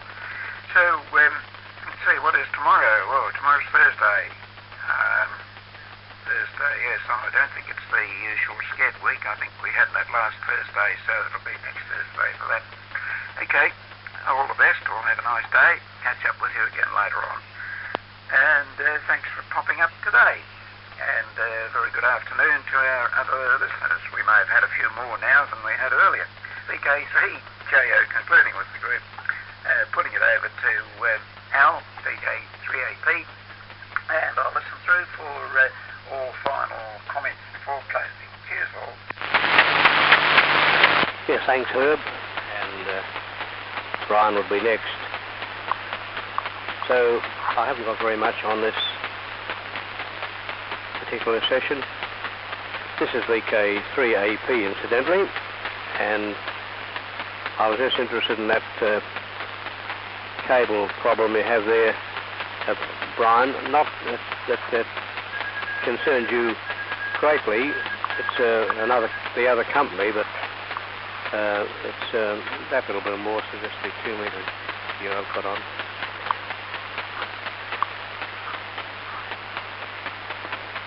Cable TV still has, yeah, sure. Noticing QRM coming from the cable even now, so you jokingly said that the bushfires hadn't affected it. Well, I suppose it hasn't. And okay about living up near Kenlock restaurant in up there. Yes, we used to go to the old Kenlock years ago. I don't know whether it's still functioning. It might be. We've been out of touch with that for a long time, but we had a very good time there. And I'm not sure whether they had residential quarters there or not. I'm a little vague now. I'm thinking about that. But all very interesting anyway. And about these car fridges, yes, I have heard of that 160. Well, each end of the tube, and they put a match to them. Then there was a great cloud of smoke and everything, and apparently there was some sort of solder or something in or whatever in these tubes, but I couldn't rely on those. So we had boxes of those tubes we found, but the blokes used to use it for making firecrackers, stuff like that, locking the ends up with or sliding little bits of cordite and just put a match them and throw them at the opposition. That's a lot of small noises like 22s going off, you know. That to a fistful and just suck them in the fire. But they weren't much good for the job. They used to come unstuck. Of course, the Japanese wire is different, it's thinner. And I don't think there was as many strands in it as what we had in ours, but it was all appreciated when you were short of cable. And and there's still plenty of it dotted around the jungles of Borneo, I think. Plenty of cave rock. But where stuff would look like a vine, and when you cut it, if you move, you just cut it and pull it up and wrap itself around a tree or something. And it's very hard to distinguish from the very thin trail of vines that used to wander around. So there we are. Yes, I didn't hear your friend there, Brian, CNX. I didn't hear Jeff on. I think I've worked him somewhere. It might have been on 10 metres. I think I may have worked him on 10. But I didn't hear any signals at all other than the beacon and this channel O coming in there. I must go in and check that on my book. And this broadcasting book that they brought out a few years ago. You remember the one that was, I think I got it as a birthday present from somebody. But now I went in to buy one there some months ago and they wanted $45 for it. I thought to myself, well, that's no good. That's too dear for me. So it's like everything else. You want a good thing, you don't think it, it doesn't last too long. But there was one turned out by the Commonwealth Government. Department of Communications, it was called in those days. They probably don't have one now. Anyhow, I've talked on long enough. It's raining here, coming down, and it's very nice. The children have gone for cover under the lemon tree. They're all above them, sitting under there. And anyhow, we'll leave you be. You can probably hear it on the roof. So, good morning, everyone. Good morning to all. No, it's 4 minutes past 12 by the look of it on this clock, if it still works properly. Good afternoon to all our listeners. And we'll catch up with you tomorrow morning on the net here. This is VK3ABS signing over up and clear, and VK3ABS will be passing over to VK3 Echo Bravo. VK3JO and the group VK3B returning. I've put a tuner in circuit now, so I'm tuning it up. That's okay on receive anyhow, but I don't know how it's going on transmission. I see it kicks up every now and then on the highs, I think.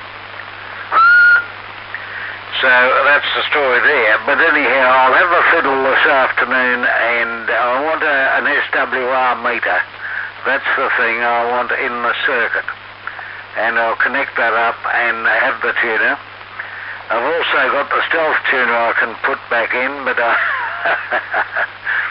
it's so long since I've used all this apparatus that I don't know how to connect it up, so I'll have to have a go at connecting it up. But at the moment, I'm not using the ballon. I've just got it connected straight up with the tuner in circuit. So theoretically, it may not be too bad, but anyhow, we'll find out. I'll listen to Herb's over to whether Herb can read me. Okay, catch you all tomorrow, and thank goodness we're over the heat. And it is raining here. I don't know how heavy, but I'll find out when I leave the set. So VK3JO and the group VK3B is now off and clear, and saying good morning all round, and good morning to our shortwave listeners.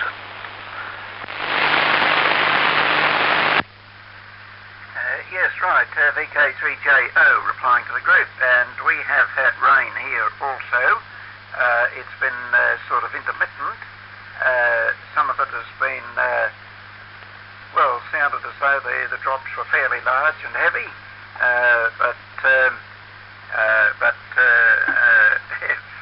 it's quiet at the moment. Just want to have a look at this power meter, see what it says. Oh, gee, since the rain, it's come up to just under 20 watts, and I've been normally running it at about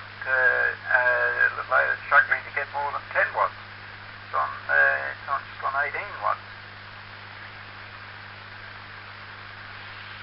So, and the antenna current appears to be down a little bit compared with what it normally is. So, that's that's strange. However, that's the way it is at the moment. So, just let's see what happens here. Let the SWR reflect.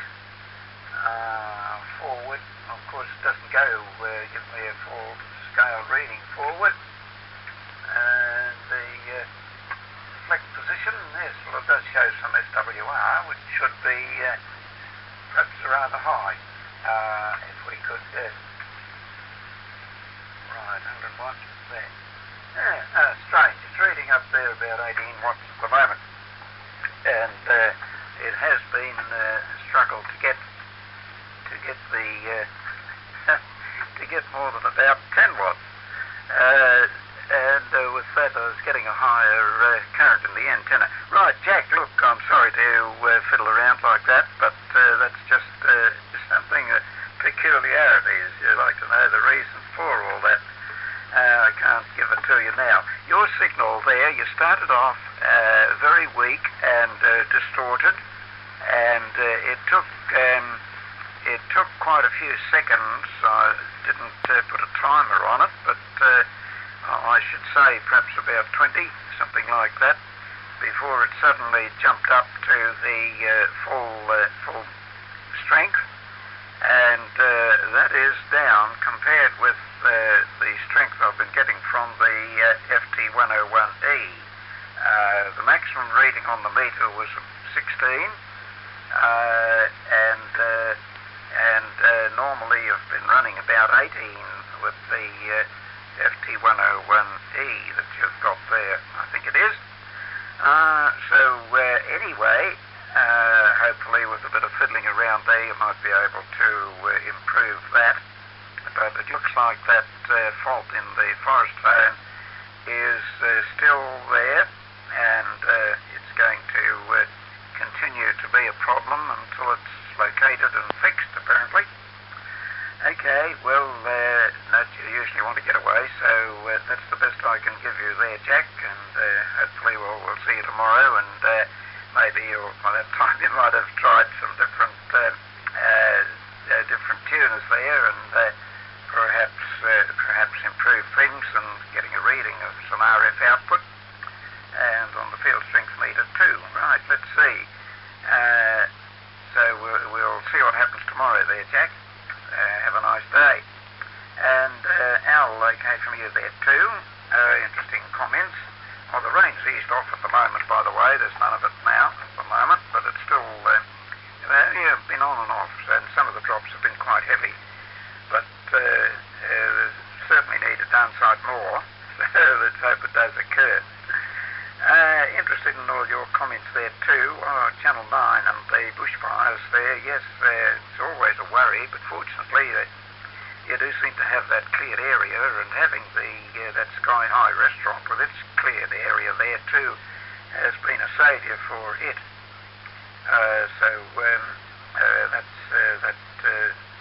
Didn't get damaged, but certainly they're a worry. We're okay too about the Ash Wednesday, I think, yes, and being there, and your friend there found him eventually asleep, so everything was okay there.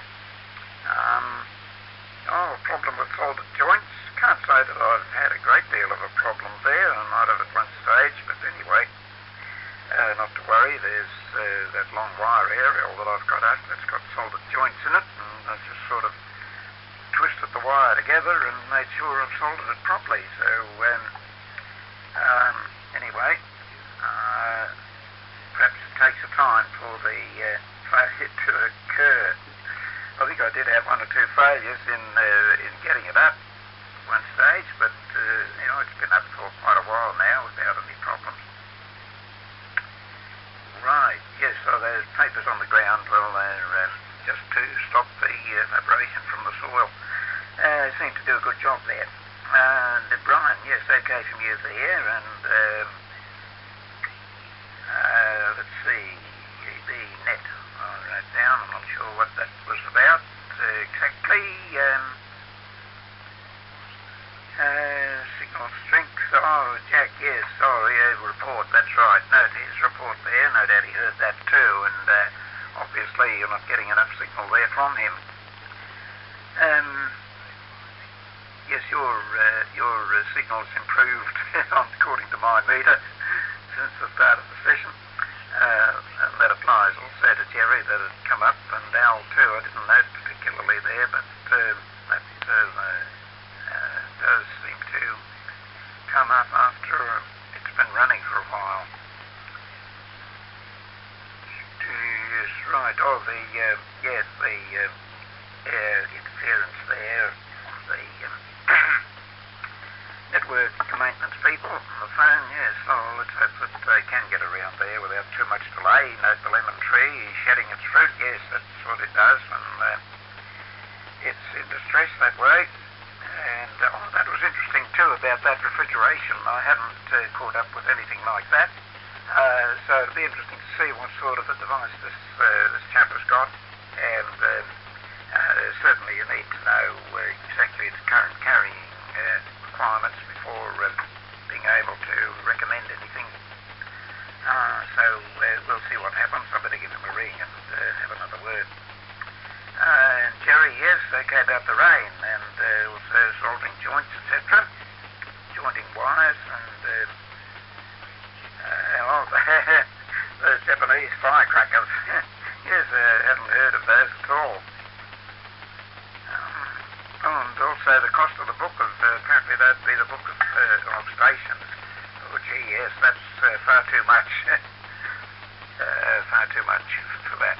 Right, I don't think I've got anything more here, so I think I'll have to be doing a bit of shopping this afternoon, so I'll know. I don't know that I'll be doing anything radio-wise. Anyway, should be able to get on tomorrow as usual.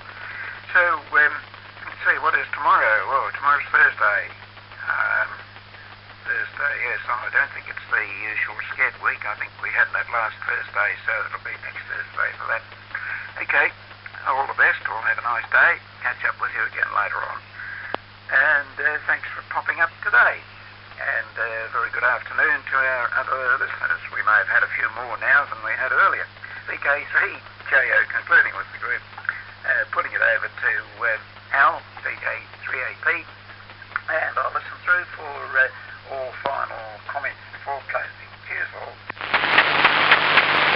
Yes, thanks Herb, and Brian would be next. So I haven't got very much on this particular session. This is VK3AP incidentally, and I was just interested in that cable problem you have there, Brian. Not that concerns you greatly. It's the other company, but it's that little bit more, so just the 2 meters here I've got on.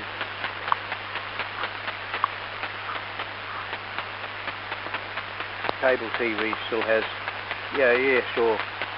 Noticing QRM coming from the cable even now, so you jokingly said that the bushfires hadn't affected it. Well, I suppose it hasn't. And okay about living up near Kenlock restaurant in up there. Yes, we used to go to the old Kenlock years ago. I don't know whether it's still functioning. It might be. We've been out of touch with that for a long time, but we had a very good time there. And I'm not sure whether they had residential quarters there or not. I'm a little vague now. I'm thinking about that. But all very interesting anyway.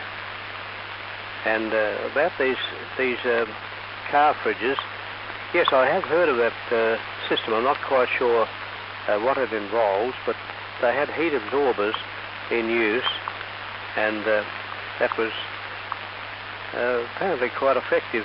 But I had an idea that they were a bit severe on current, and unless you could AC operate them with DC rectifiers and that, you weren't in the race.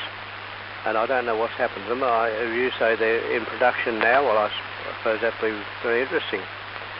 But I haven't noticed anything offhand.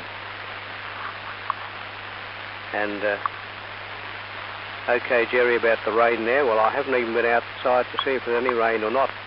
I looked earlier this morning. I couldn't see any indications there had been rain. But Herb said there were some large drops falling, and you mentioned the same, so with a little bit of luck, we might have the same here. I'll dash out afterwards and find out what's been happening. And okay too about the wire from the Japanese being a bit thinner. Yes, well, most things they make are smaller, aren't they? And it would be quite in order for the wire to be made thinner too, or smaller. Okay, Herb, about the 20 watts output you've got there and the improvement with the raid, well, that's one good thing about it, isn't it? And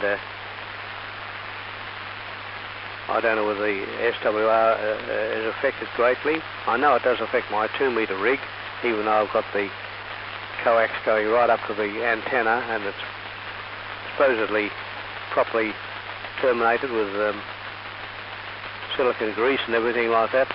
It still seems to vary a bit with when any wet weather comes along. At the moment, the SWR is about 1.2 to 1. I must get up someday and and adjust that. But I made an extension and everything for it so they could operate the rig from inside the shack from the roof where I have the antenna. But I think I must have borrowed the microphone cord or something, and it hasn't gone back. Marvellous how you get complacent after all these years. And I quite agree. Jackie B. Sigel, started off very badly around strength 6, and you could barely understand what he was saying, and then it, without warning, it just came good, and it's quite good from then on. Although I don't think it's quite the signal strength we give him. It's about plus 10 at the moment, and it was up about plus 15 most of the time before. Well, that's all I've got for now, so I'll say 73 and cheers to you all, and wish you the best, and I think I've covered everything. So I'll put it over to you now, Brian. So you take it, VK3WIN to transmit. This is VK3AP, now sounding clear. Cheers. VK3AP and the remainder of the group, VK3WYN. Yes, fine there. Note that Jack has signed, and I think Jerry has signed also. And I think that was your final over as well, Al. So it's been a good session this morning. Yes, as you probably all realised, the reason I was a bit late getting on the net was because Don was still here around about the time the net was starting, and he was just at the point of leaving. So he was thinking he might be able to get up onto 160 this morning, but I didn't hear 3FAL call in, so might have taken a little bit of while to get back to his home base. And fine there, all noted everybody, and yes, will be interesting to see if Wyson was involved. Yeah, it is the Macedon repeater there, Herb. That's the Melbourne Wyson, and of course they've got the statewide RWP 2-metre repeater as well for the Wyson network. So yeah, it'd be interesting to see if anything was actually used on that organisation. I think these days too, with the mobile phones, the handheld mobile phones, they must be a great asset in that situation. I mean, they're virtually a walkie-talkie, except you can only talk to, via the telephone company. But at least they do the same job, don't they? As long as the telephone service is still operating. Something of interest you may have heard yesterday. I was listening to 3LO, and they were giving continual updates on the bushfire situation, and they were interviewing, I think it was someone from one of the communication networks there, either Telstra or the opposition, and that organisation was bringing down a device mounted on a truck to do with satellite communication. I think it was up in the Bendigo or Ballarat area.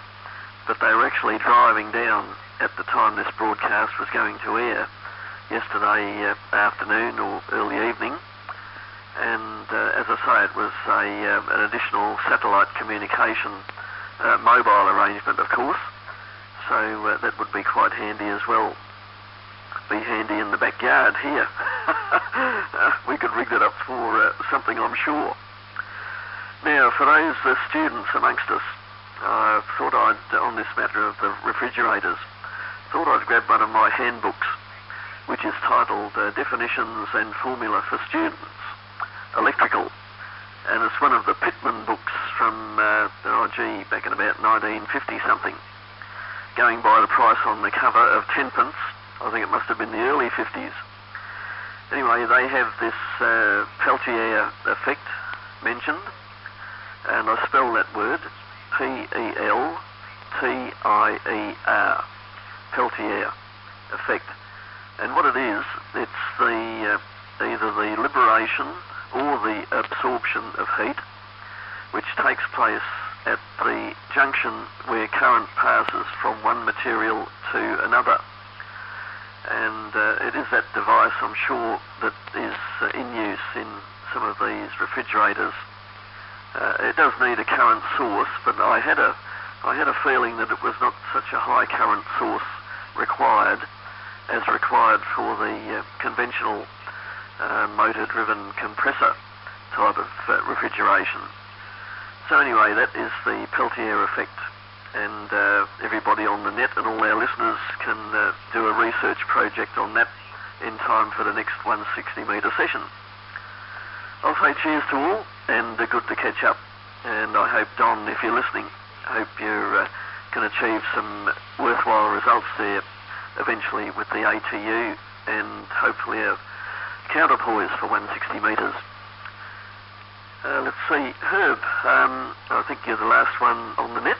I'll pass it to you. VK3JO and the group VK3WYN.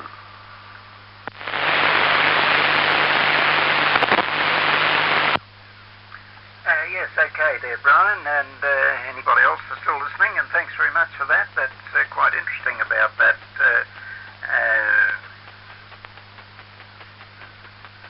Here we are. Peltier effect. Peltier. Yeah, that's quite interesting. I hadn't heard of that one before, and any of the books that I've got doesn't mention it, so mine certainly predates the thing that you've got. Yeah, standing up to have a look at the power meter in the circuit, and it's just up to about it's still about the 18 watts there. Right. Little tubes. So you bear your wire and you push it, you bind a copper wire around the thing, and then you shove them into each end of the tube, and they put a match to them. Then there was a great cloud of smoke and everything, and apparently there was some sort of solder or something or whatever in these tubes, but I couldn't rely on those. So we had boxes of those tubes we found, but the blokes used to use them for making firecrackers, stuff like that, locking the ends up with sliding little bits of cordite and just put a match them and throw them at the opposition. Had to make a lot of small noises like 22s going off, you know. So I'd do a fistful and just suck them in the fire. But they weren't much good for the job. They used to come unstuck. Of course, the Japanese wire is different, it's thinner. And I don't think there was as many strands in it as what we had in ours, but it was all appreciated when you were short of cable. And there's still plenty of it dotted around the jungles of Borneo, I think. Plenty of cable. But we had stuff that looked like a vine, and when you cut it, you just cut it and tore it up and wrap itself around a tree or something. And very hard to distinguish from the very thin trail of vines that used to wander around. So there we are. Yes, I didn't hear your friend there, Brian, CNX. I didn't hear Jeff on. I think I've worked him somewhere. It might have been on 10 metres. I think I may have worked him on 10. But I didn't hear any signals at all other than the beacon and this channel O coming in there. I must go in and check that on my book. And this broadcasting book that they brought out a few years ago, you remember the one that was other way of doing it? But they just springs were all steel, and one centre, the copper centre was the one that carried most of the current. Japanese had a similar type of wire, and they had the rain or not. I looked earlier this morning. I couldn't see any indications there had been rain, but Herb said there were some large drops falling, and you mentioned the same. So, with a little bit of luck, we might have the same here. I'll dash out afterwards and find out what's been happening. And okay too about the wire from the Japanese being a bit thinner. Yes, well, most things they make are smaller, aren't they? And it would be quite in order for the wire to be made thinner too, or smaller. Okay, Herb, about the 20 watts output you've got there and the improvement with the rain, well, that's one good thing about it, isn't it? And I don't know whether the SWR is affected greatly. I know it does affect my 2-metre rig, even though I've got the coax going right up to the antenna, and it's supposedly properly terminated with silicon grease and everything like that. It still seems to vary a bit with when any wet weather comes along. At the moment, the SWR is about 1.2 to 1. I must get up someday and and adjust that. But I made an extension and everything for it so they could operate the rig from inside the shack from the roof where I have the antenna. But I think I must have borrowed the microphone cord or something, and it hasn't gone back.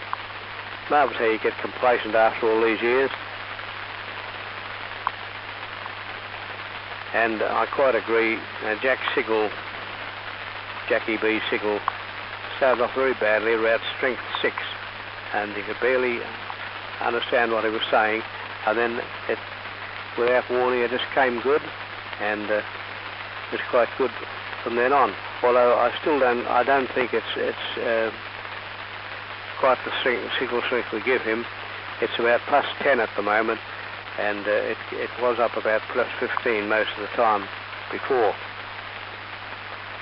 Well, that's all I've got for now, so I'll say 73 and cheers to you all, and wish you the best, and I think I've covered everything. So I'll put it over to you now, Brian, so you take it. VK3WIN to transmit. This is VK3AP, now sounding clear. Cheers. VK3AP and the remainder of the group, VK3WYN. Yes, fine there. Note that Jack has signed, and I think Jerry has signed also, and I think that was your final over as well, Al. So it's been a good session this morning. Yes, as you probably all realised, the reason I was a bit late getting on the net was because Don was still here around about the time the net was starting, and he was just at the point of leaving. So he was thinking he might be able to get up onto 160 this morning, but I didn't hear 3FAL call in, so might have taken a little bit of while to get back to his home base. And fine there, all noted everybody, and yes, will be interesting to see if Wyson was involved. Yeah, it is the Macedon repeater there, Herb. That's the Melbourne Wyson, and of course they've got the statewide RWP 2-metre repeater as well for the Wyson network. So yeah, it'd be interesting to see if anything was actually used on that organisation. I think these days too, with the mobile phones, the handheld mobile phones, they must be a great asset in that situation. I mean, they're virtually a walkie-talkie, except you can only talk to via the telephone company. But at least they do the same job, don't they? As long as the telephone service is still operating. Something of interest, you may have heard yesterday, I was listening to 3LO, and they were giving continual updates on the bushfire situation, and they were interviewing, I think it was someone from one of the communication networks there, either Telstra or the opposition, and that organisation was bringing down a device mounted on a truck to do with satellite communication.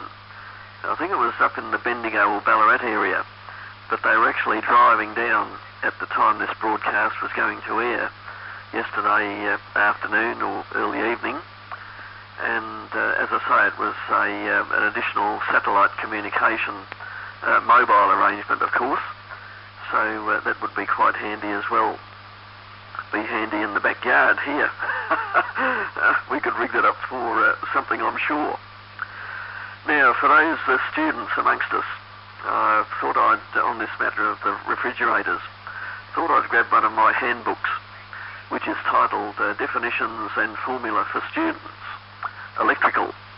And it's one of the Pitman books from, back in about 1950-something, going by the price on the cover of 10 pence. I think it must have been the early 50s. Anyway, they have this Peltier effect mentioned, and I spell that word Peltier, Peltier effect. And what it is, it's the either the liberation or the absorption of heat, which takes place at the junction where current passes from one material to another. And it is that device, I'm sure, that is in use in some of these refrigerators. It does need a current source, but I had a feeling that it was not such a high current source required as required for the conventional motor-driven compressor type of refrigeration. So anyway, that is the Peltier effect, and everybody on the net and all our listeners can do a research project on that in time for the next 160-metre session. I'll say cheers to all, and good to catch up. And I hope, Don, if you're listening, I hope you can achieve some worthwhile results there eventually with the ATU and hopefully a counterpoise for 160 metres. Let's see, Herb, I think you're the last one on the net. I'll pass it to you. VK3JO and the group VK3WYN.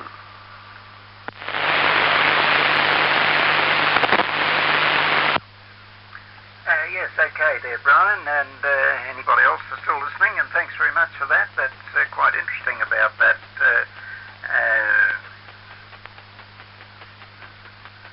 Here we are. Peltier effect. Peltier.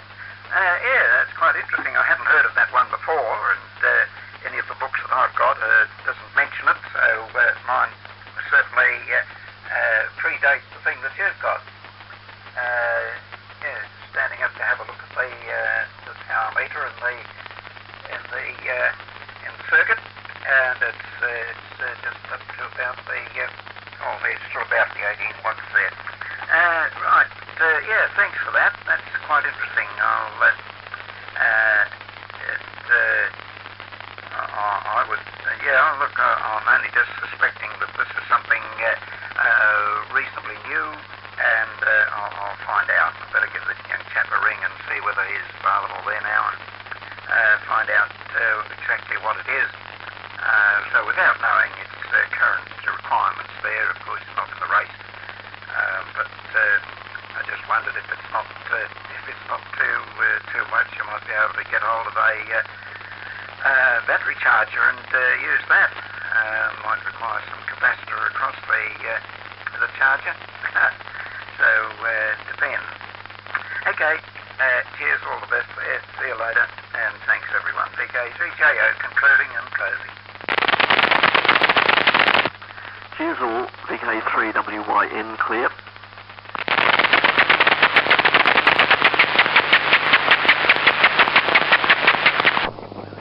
VK3 VK3 VK3 as you were, VK3 Echo Bravo on frequency.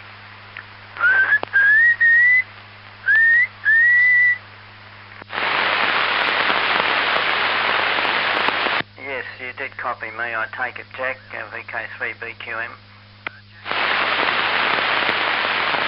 Yes, I did, Reg. I thought there'd be a couple more starters yet. That's why I was giving another call in case they hadn't heard, as the power's not up at the moment. So that's the story there. I'm running about 250 milliamps, I think, at the moment. 250 milliamps. Feel the power, but anyhow, you could hear me. Anyhow, stand by. Any other customers? A VK3, it's just come up the power. I want to check the SWR on this outfit in case it's cutting itself back because of the high standing waves. But I haven't had time to do it this morning. I've been out for a walk and what have you, and I'll have a look at it this afternoon. So that's the story there. I'm now up to 600 milliamps. So it may be something to do with the standing wave, so we'll find out. Okay, Reg, how's the Mark III going? And we could have another customer now. So a VK3 BQM. This is VK3 with a pause, VK3B.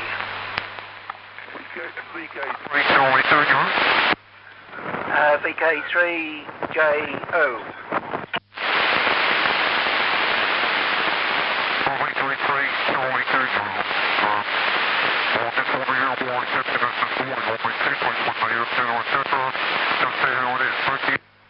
Herb, I've got some cross-talk coming from somewhere. Did you copy the other station break? No, I thought I could hear something there, and I was wondering whether he was on frequency, so I'm not sure. I was just sort of tuning around there. Got 2 meters going at the moment, and the fellas there, Tom OK, and others talking about this noise. I've been listening to that, so it's delayed me getting on. Anyway, better stand by for that other station. I thought he might have been off frequency. It sounded more like a splatter that I was getting, so I was just about to tune around when you came up. VK3 BQM and group VK3JF. I think it was VK3 Charlie Tango. VK3CT on sideband. We are on AM, audio modulation, VK3 Charlie Tango, and be interested to receive you in that mode. Anyhow, back to you, Reg. VK3 BQM to take it, VK3B.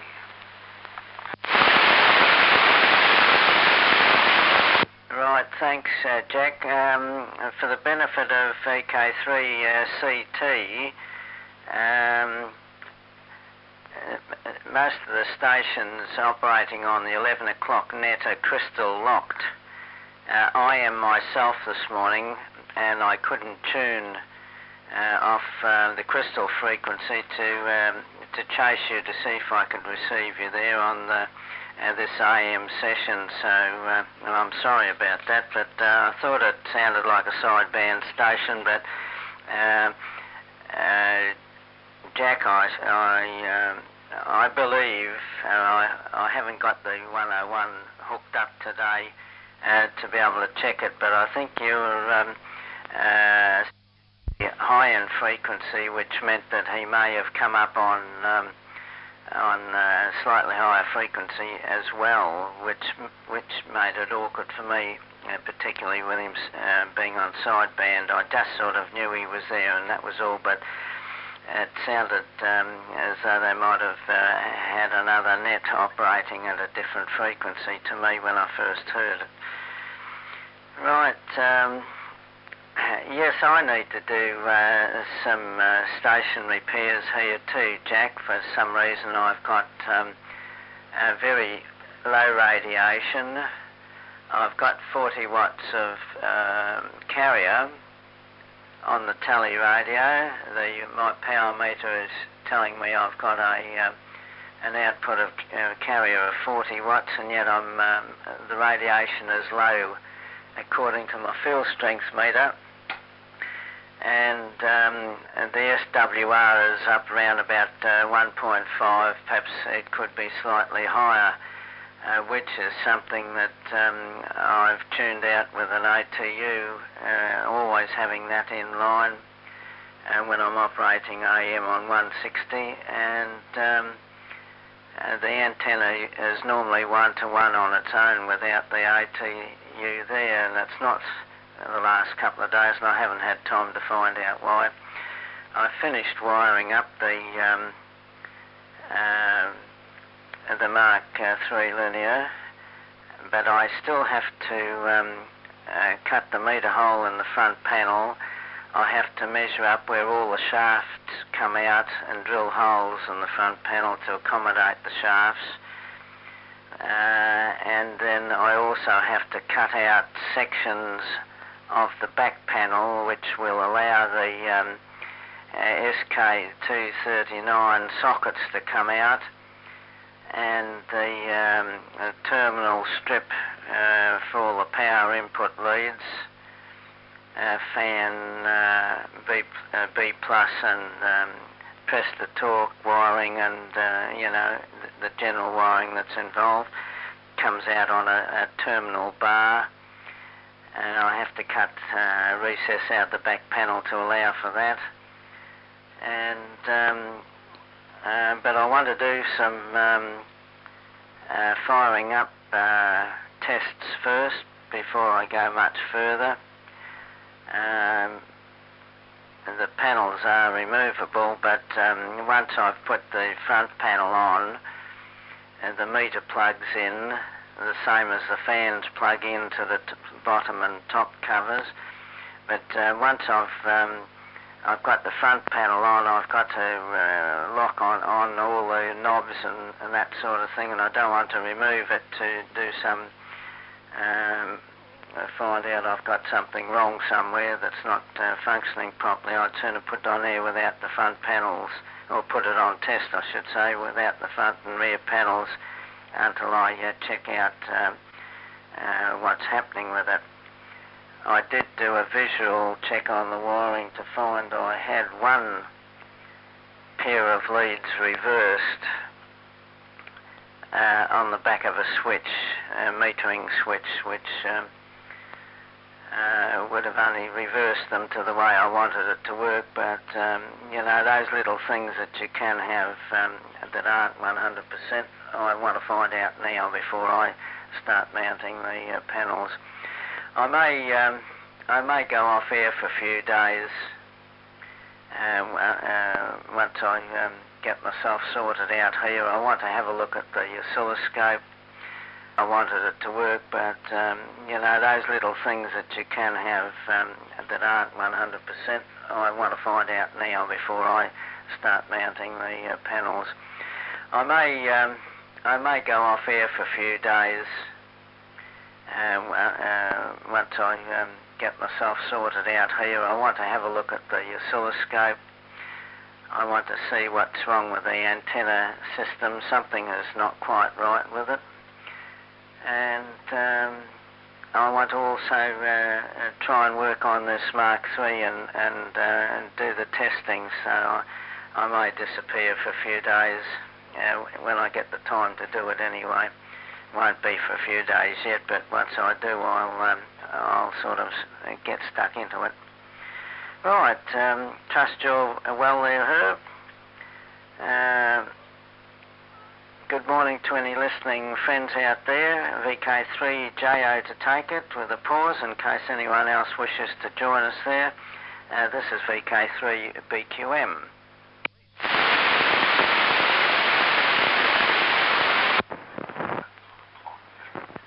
Okay, VK3JO replying. I think I am okay. I better turn 2 meters down. Right, I think that's low enough. Won't be able to be a problem. Right, good morning, Jack. Good morning, Reg. And I don't know whether that was Ted there, 3CT, but we'll have another go after I've had a say there, Ted, and see if we can copy you. I thought I was sort of getting a bit of splatter as they went. It was another station off frequency, and I have been listening to the chaps on 2 meters talking about this noise, which there's about 3 or 4 of them there, including Tom, OK, and EL is one, I think, and PKK is another one, I think. They all seem to be pretty close. They're all strength 9 or thereabout. Oh, well, 40 over 9. Tom, of course, is bending the S-meter needle, transmitting at the moment there. But this noise they've been hearing, apparently it's been on other bands too, and they're sort of replaying it over the 2 meters there too. I can get it here on about 1840, and I had the receiver tuned there, but I've got to switch on the BFO to get a heterodyne to hear it at all. Without that, it's not a problem really. It's too weak. But I understood Brian. I think it was on 80 meters last night that I was listening for a while there, and I think he said he wouldn't be on this morning because of the line maintenance people probably coming out there again to have another look at things, and he probably wouldn't be on this morning. So I think that was one of the comments he made last night there. Right, so there we be. Well, look, Jack, I'm afraid I didn't hear your first call. Been tempted to break in on 2 meters, but then, get involved with that, and they've been going for quite a while, and I'd miss out altogether on this, I would think, so I haven't bothered calling in. But one of them has been retransmitting the noise that he's hearing, and whilst it has some similarity, it's a slower sort of frequency noise than I'm getting here. Anyway, we better leave that, put that aside, and concentrate on what's going on here now. So there we be. Look, that's bad luck about that antenna, Reg, having to do all that work. Looks like you've got to pull the thing down to try and find out what's gone wrong. So yeah, quite a job. But anyway, as far as I can tell, it's getting out the same as it did, although it's not as strong as I see on the 26th. I've got you reading 40 on the meter, and on the 27th I've got you reading 42. But you're not making 40. Yesterday it was 38, and started off at 39 this morning. But still, for the SWR up, well, that's obviously something wrong. So, yes, note you've got to overcome that. Right, let's see. Where do we go from here? Oh, harking back to what we were talking about yesterday, and those that water pumping device, that's known as a hydraulic ram. I couldn't think of the name, but I came across an old book dated 28 September 1931, where there's a sketch of the thing. So that's something that was acquired during the plumbing course at Swinburne Tech, as it was then. Right, so anyway, that's what that thing is, and quite interesting to see the drawing of it. Shows a sketch of the appropriate valves and what have you, cut out sketch sort of thing. Yeah, so anyway, that was that. Radio-wise, no, nothing. I was trying to tidy up a few things in the afternoon yesterday, and this morning, well, more or less similar. In the front nature strip, there's an oleander tree, and it's flowering the best that it's ever done over at least 12 years, probably longer, since it's been there. But it also sends up new growth from around the bottom, which obstructs the view up and down the street, or up the street as far as I'm concerned. Anyone the other side of it would be down the street. But I like to remove that because it does block the view a bit there, and that's what I was doing this morning.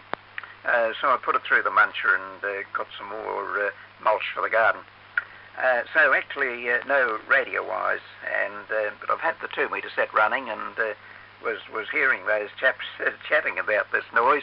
There might be other noises too, because they're getting it on lower frequency bands. But apparently Brian was saying that it's also coming up on that emergency band, and that's cause for great concern.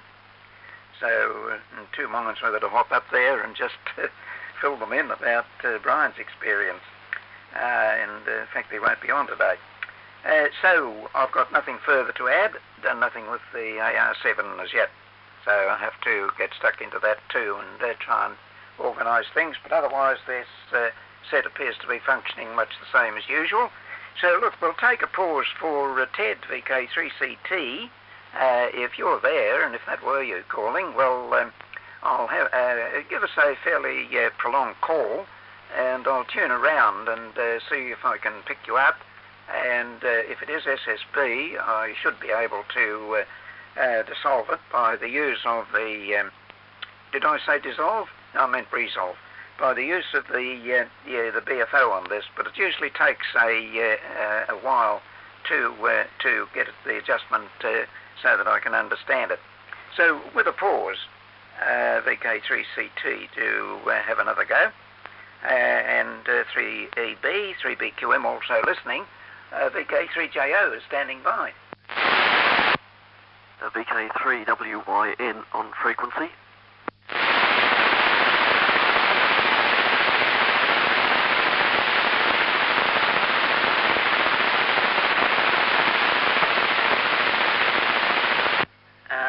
I'll just make sure I'm not doubling. Brian, we were giving a pause because Ted sounded as though he'd come up earlier in the piece. But so far on the net there's Jack VK3EB, myself, Herb, and I've put you down as following Herb, which I'm sure Jack would agree on there. But Jack's having a bit of trouble with his transmission too, so I'm just wondering then if you'd like to wait for a minute for Ted, and then go ahead yourself if he doesn't come up, and put it across to Jack VK3EB. Yes, Reg, I'll just check I'm not doubling. VK3BQM and the group VK3WYN. Yes, I'll stand by there for about a minute and then come back on frequency. So we'll have a listen there for VK3 Charlie Tango. If you're around, Ted, have a shout there.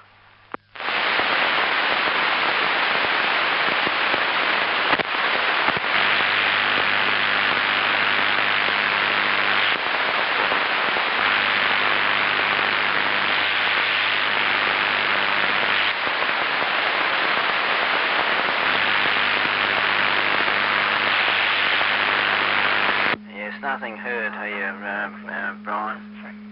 With you there, Reg first and Herb second, if you heard anything. Over. Yes, I doubled with you. Nothing heard here, Brian. Oh, nothing heard here either. Fine, I'll take it then. Let me see, where are we? A bit disorganised here. VK3 WYN returning to the group.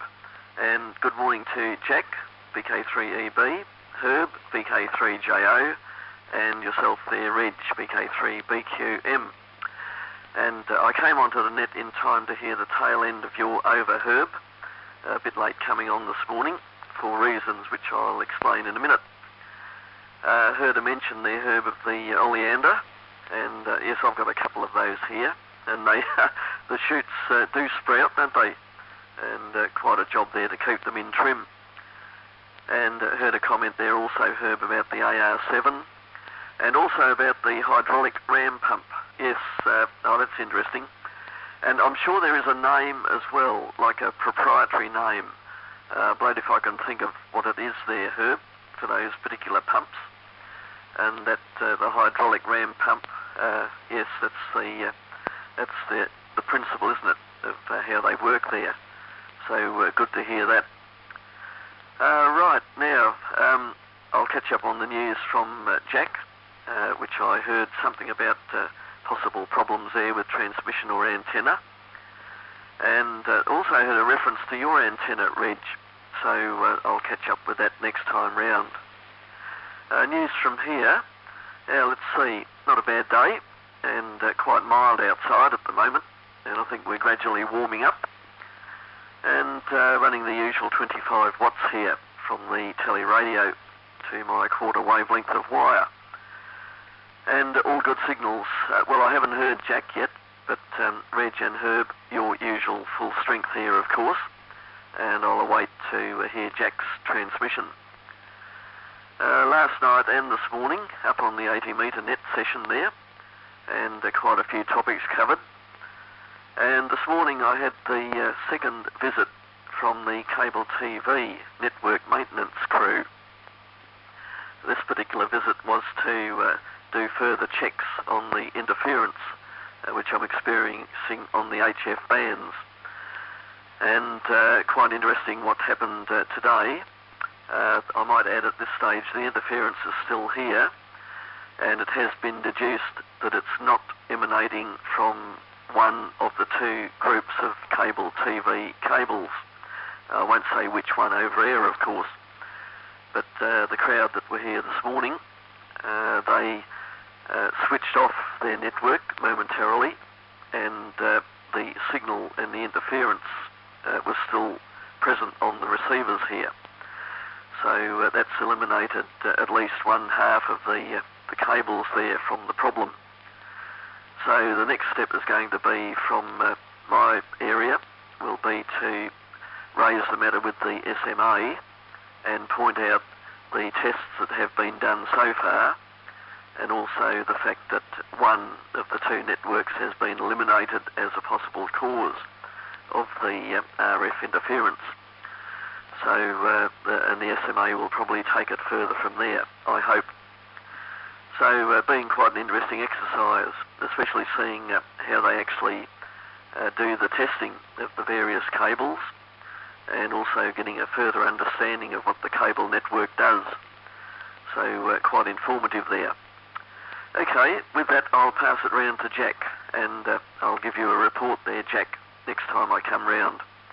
And Ted, if you're listening, I didn't hear anything here of a transmission. So if you are listening there, VK3CT, good morning to you, and good morning to all our listeners out there as well. VK3 Echo Bravo and the group VK3 Whiskey Yankee November. VK3 BQM and the group VK3B. And morning to Brian, VK3WYN. I was hoping the power would kick up then, but it hasn't. So I'm sitting on 300 milliamps of RF, so I hope you can hear me. I do want to do some tests on this afternoon. The power's just kicked up. I want to check the standing wave, and I want to repair a bridge that I made up some years ago. I think it's got a dry joint, and I think I can see where it is, having checked the diodes and what have you. So I'll give it a go and put it in circuit and just see if it does work or not. But against that is the fact that I've got a lot of gardening. A lot of gardening that I want to do, and I'll do a bit anyhow, which is just a matter of putting a bag of grass in the little bin, but I've got to tie it up on my neck first, and that completes the exercise down the side of the house. But I've got the aspidestras in the front garden that I want to hack out and spray the rest with zero, so I'll have to get onto that if I can. But against that, as I say, is the fact I want to set up a test with the standing wave, just to see what the standing wave is on this rig, as to whether that's causing the problem, because with these transistorized rigs and what have you, they tend to cut themselves back in output power if the conditions are not quite right. Incidentally, Reg, this set is crystal locked. Crystal locked. And the other one, I usually come down in frequency when I'm talking to you. So I don't see how I can be too high in frequency. So whether it's at your end or my end, I don't know, but you'd have to check on it with a couple of receivers there just to see whether it's high or not. But as I'm crystal locked, I shouldn't be high. I should be right on the ball, right on the button. So that's the story there. Been out for a walk this morning around the block and didn't feel too energetic. I think it seems a bit hot at the moment. I must check the humidity directly and just show you what we're reading at the moment. It's okay on the oleander herb. We've got one in the front and Di wants me to take it out, but I don't believe in taking shrubs out until I've got a replacement. And I haven't got a replacement or a replacement in mind, so it's still growing. So when that comes to pass, well, no doubt I'll take it out. But I may as well wait for the pruning collection to do that if I can. Otherwise I've got the trouble of it laying around the establishment. Or I could cut it up into 6-inch pieces, I suppose, and put it in a gar bag and pop it in the little bin, which is what I normally do with the other stuff now. I give them a bag a week. Gar bag a week and 3 small bags of garbage. So that's what happens there. Didn't get anything done yesterday. I'm still in the middle of the clean-up in the shack here. And my wife will be out with the car this afternoon, so that's the opportunity to sort of level a pile of junk so I can put more junk on top. But that'll take time too, so whether I'll get that done, I'll probably settle for the test with the SWR bridge, I think. Get that done first, and then I'll take it from there, so the garden will probably wait. Went over to my son's place for dinner last night, so I didn't get to bed till about 12:30, so I'm a bit weary this morning. Late nights don't actually agree with me. Strength-wise, Reg 12 over 9, Herb 5 over 9, and Brian is strength 9. The only one that's consistent at this QDH is Brian. I think I gave you an S9 yesterday, Brian. So there we are. Okay, I think that covers all the doings at this QDH. So I'll put it over to you, Reg. VK3BQM and the group VK3B.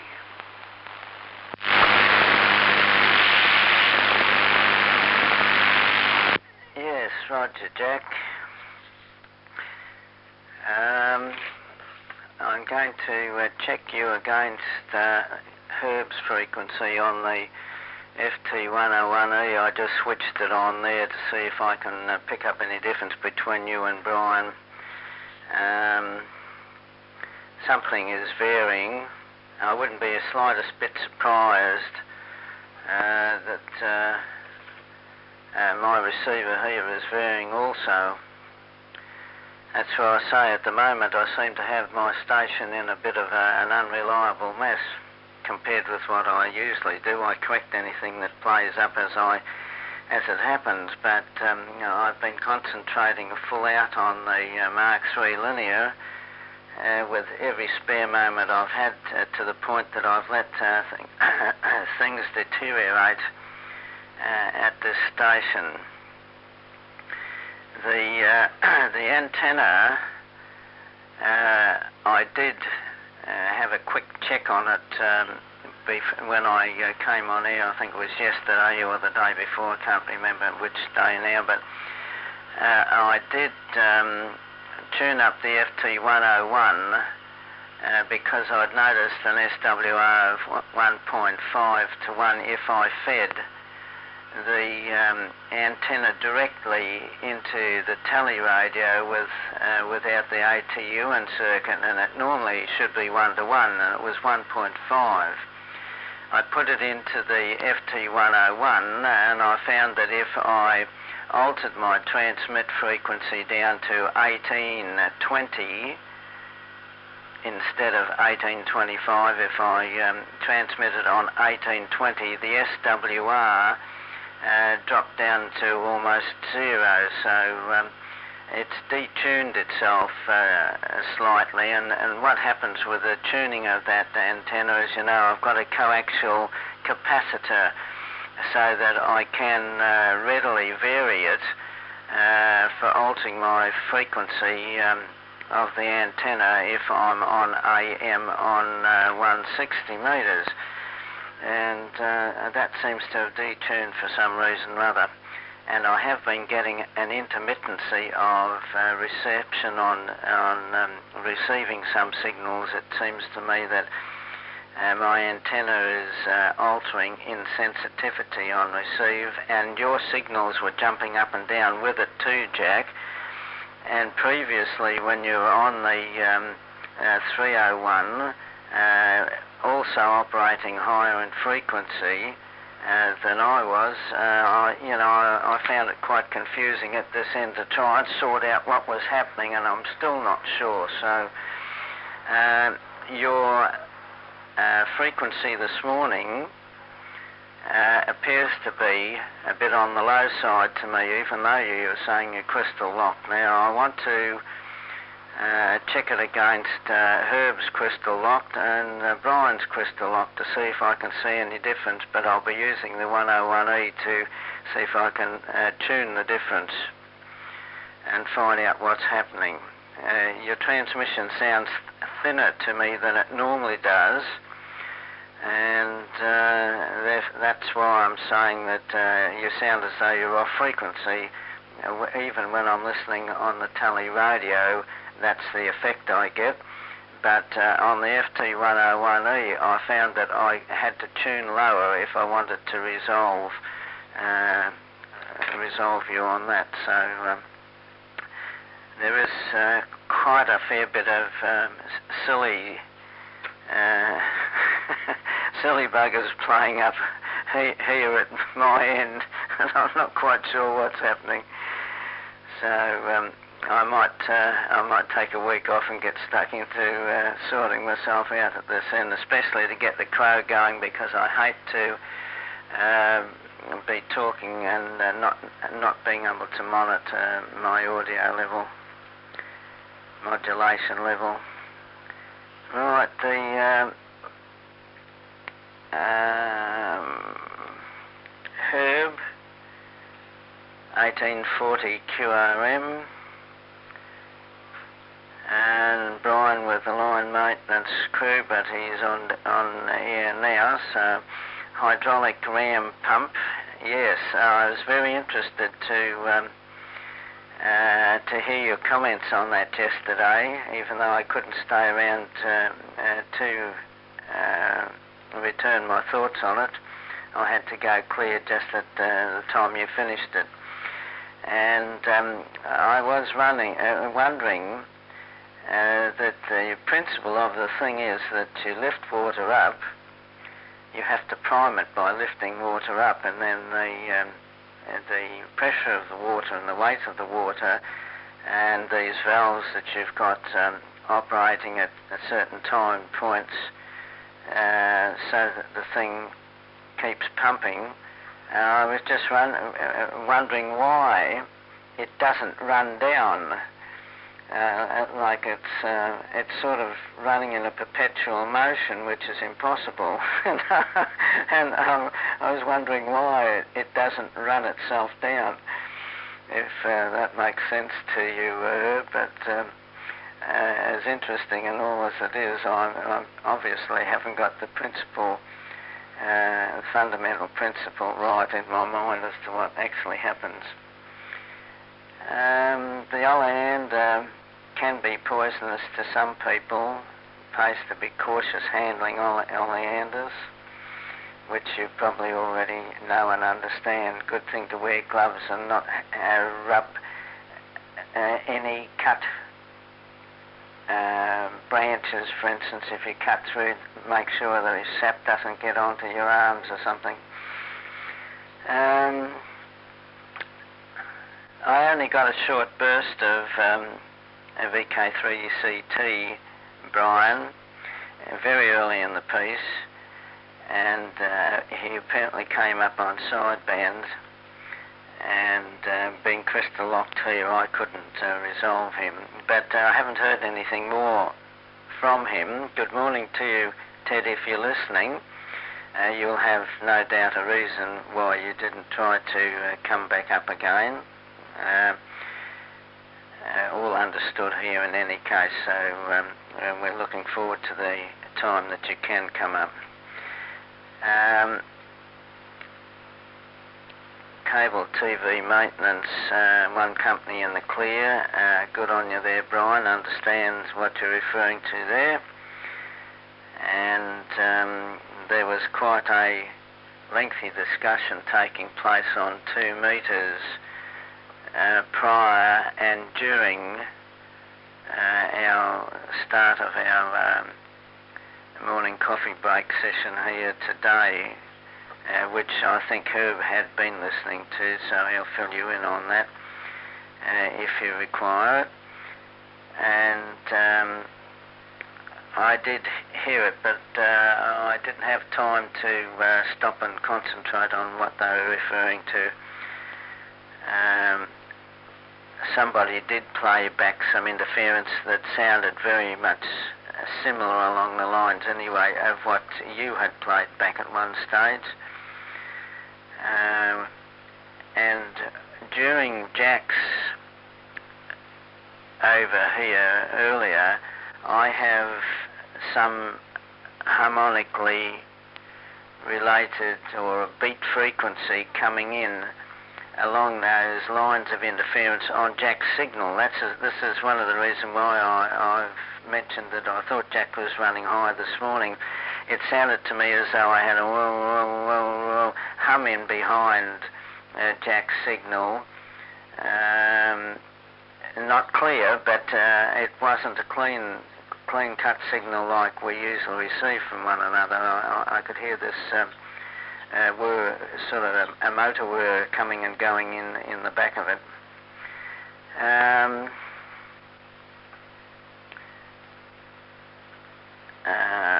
Jack having gardening to do there, and then going to try and check out an ATU that you used to use,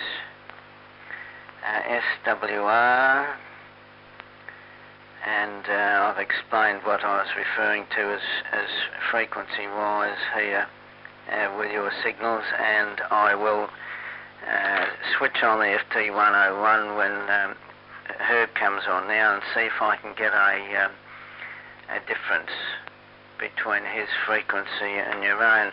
I am wondering that it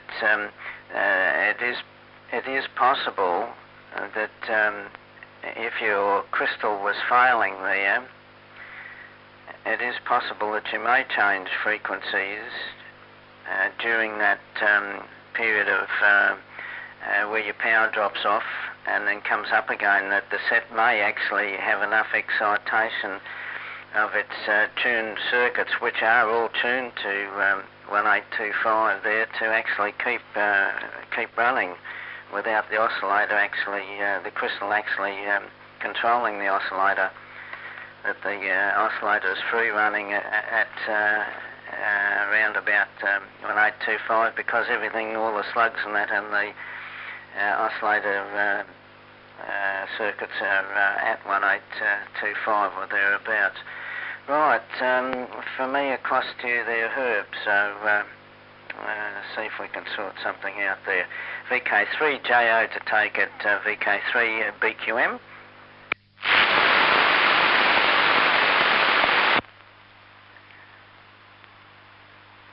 Yes, all okay. VK3JO replying to the group, and yeah, good morning, Brian. Good to hear you popping up there, and usual good signals. Oh, right, all very interesting, and note what you were saying there about the network maintenance people and having determined which particular cable the thing is coming from. Right, so very interesting to see further developments. Apparently you've got to get in touch with what goes on. Yes, as Reg mentioned there, prior to the net coming on, I'm not sure what time they started, probably about 20 to 11, I think. I was in the kitchen there. I had the set running. I think perhaps even before then, while I was out in the yard with the munching machine. But of course I couldn't hear much when that was running. But when I'd finished off, I could hear that there was this talking going on 2 metres, and I could determine that they were discussing a noise that seemed to be quite pervasive. Now, these 2 metre stations, Tom OK was one of them. Don't know whether you're listening at all there, Tom, now. Or 3EL was another. And 3PKK. Well, now, they're all very close to me here because I'm not sure which one doesn't put a bend in the S-metre needle, but it goes well on the way towards it. So I thought I'd tune on around on the Type 3 receiver, and I'm assuming round about 1840 I could get that interference. And it's weak. I had to switch on the BFO to be able to detect it. Without that I couldn't. And on Jack's last transmission I was getting a similar sort of noise, except that it seemed to be a bit lower in frequency. So there you go. Anyway, apparently they were getting it on other frequencies too. I heard them mention 20 metres, and I'm not sure whether 40 metres came into it also. So it was quite strong. One of them was able to rebroadcast it on 2 metre transmission, and it was quite strong. So I was sort of hoping I might possibly pop up and let them know that you were expecting some visit from the network people this morning. So anyhow, it appears as though they finished the contact, and I'll be interested to hear what Ted had to tell you from his point of view there. Right, let's see. Jack noted everything there. The walk and Oleander comments. Yes, I know they're poisonous. Got to be careful there. So hopefully I haven't picked up anything from them. Note the clean up there, the shack, and Di being out. Give you a chance to be able to stack things in the garage. And over at the Sun for dinner last night there, and I heard this morning that you caught a view of Melbourne's latest illumination effort there on the way back. Thanks for the signal report. Dropped down 5 dB from yesterday. Everything here appears to be normal, except that we no longer have the wet conditions of yesterday, and consequently the power level is down a little bit. But otherwise everything is the same, and doesn't seem to make much difference about that variation in power. But the RF current in the antenna is right up to what it was yesterday. Okay, let's see, where do we go from here? Right, Reg, very interesting from you there. Right, well, firstly, with the hydraulic ram, yes, unless you know the actual workings of it there, it seems to be a bit difficult to comprehend. But there's a tapered tubular section that probably cast iron. It's got a dome top, and from memory probably stand, I don't know, might stand up to 2 feet in height. But there's 2 chambers involved in that. Some are approximately a third of the way up from the bottom, the bottom appears to have a flange which bolts the thing onto the base where the water comes in. Now, that bottom section has a valve that can open when the water pressure is sufficient, caused by the sudden cessation of flow. That valve will lift open and allow the water to get into the upper chamber, and that won't completely fill it, but it will compress the air that's within the chamber. Now, when that pressure there becomes equal, and then the air tends to expand again, first thing that'll do would be to shut that valve. Well, then between in that upper section, that distance up from that valve, is the discharge pipe. So that air continues to expand and push the water up the discharge pipe. Now, the input side of it has to have a supply ahead of water, which, as I said yesterday, usually comes from a tank that may be 20 or 30 or even 40 feet or 50 feet away from it. And there'd be quite a gradient on the pipe feeding it. And the base of the thing into which the water enters, in addition to the connection to the two-chambered bit that sticks up, it also goes through to another valve, which depicted here doesn't show whether it's spring-loaded or not. It might be that its own weight is sufficient to cause it to open, and that would allow the water to flow through and run away. And when that reaches a certain volume, that's sufficient to shut that valve, slam it shut. And that build-up of pressure brought about by the cessation of water flow is sufficient to lift the other valve in the separation between the two sections, and of course the water will enter there, and the process is repeated. So it's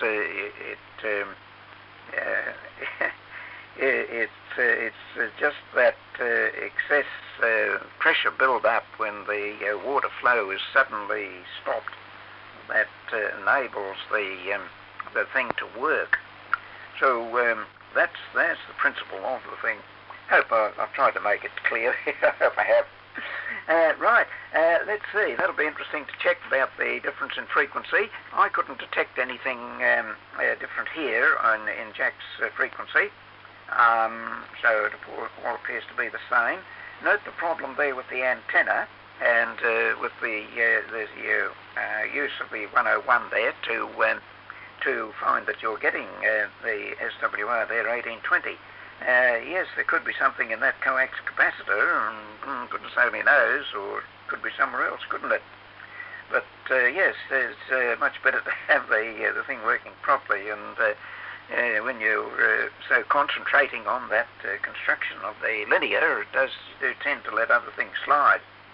So there comes a time when you've got to get things going, yeah, and especially with the crow, you're going to need that too.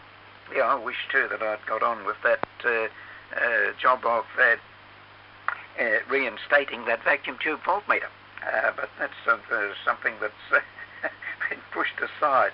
It could be handy. Right, with Jack's signal there, I note the lower reading on the meter when he starts up, and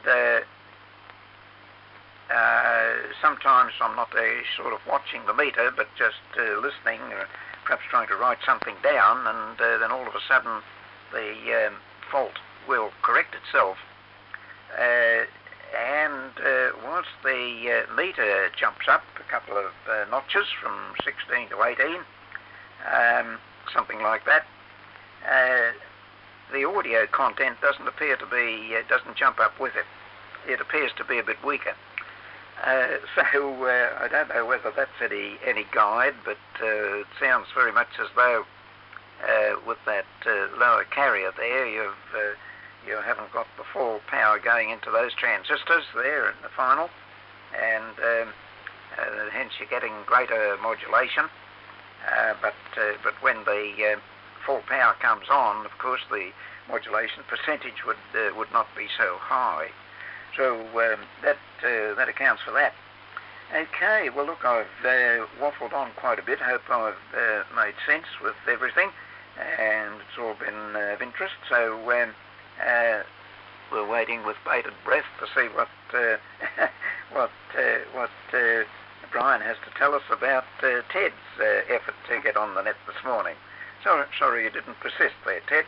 VK3WYN with group, VK3JO standing by. VK3OM. VK3JO and the group VK3WYN, and acknowledge VK3 Oscar Mike. Very good morning there, Ron.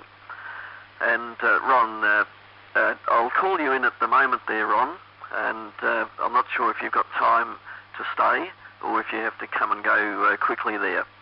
So have a quick say there, Ron, and then pass it back to me.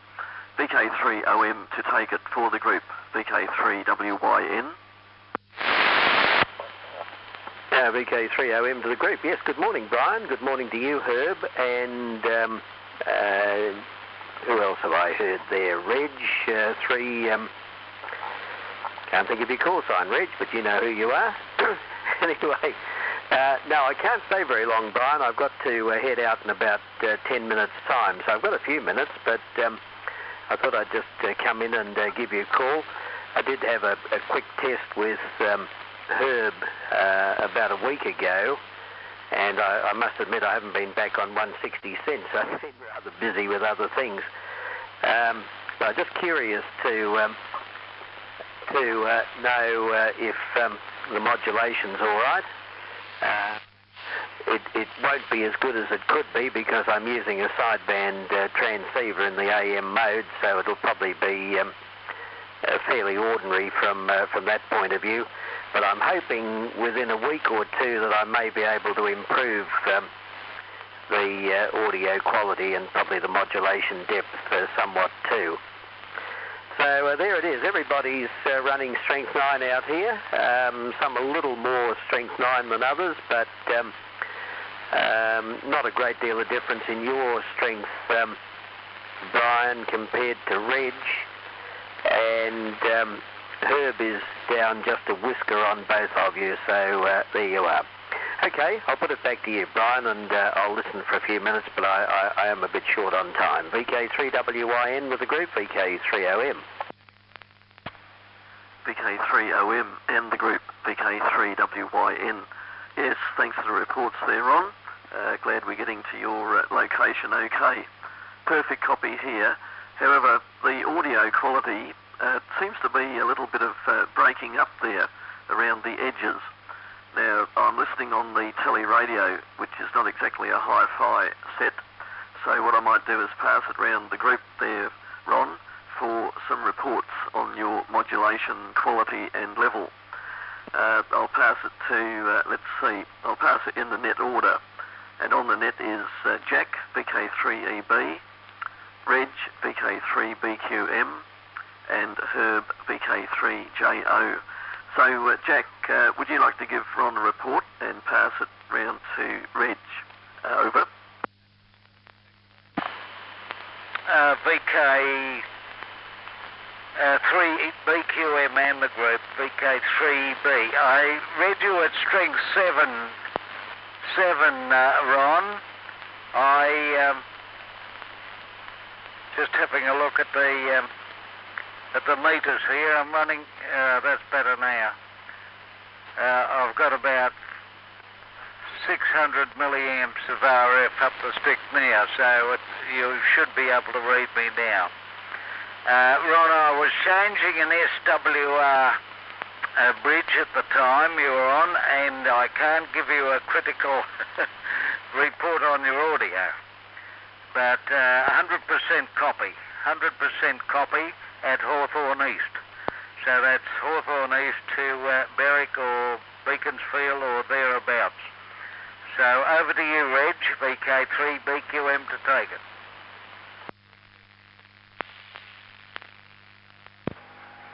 Yes, thanks, Jack.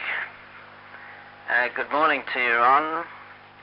You're an S9 plus 15. Quite a good signal.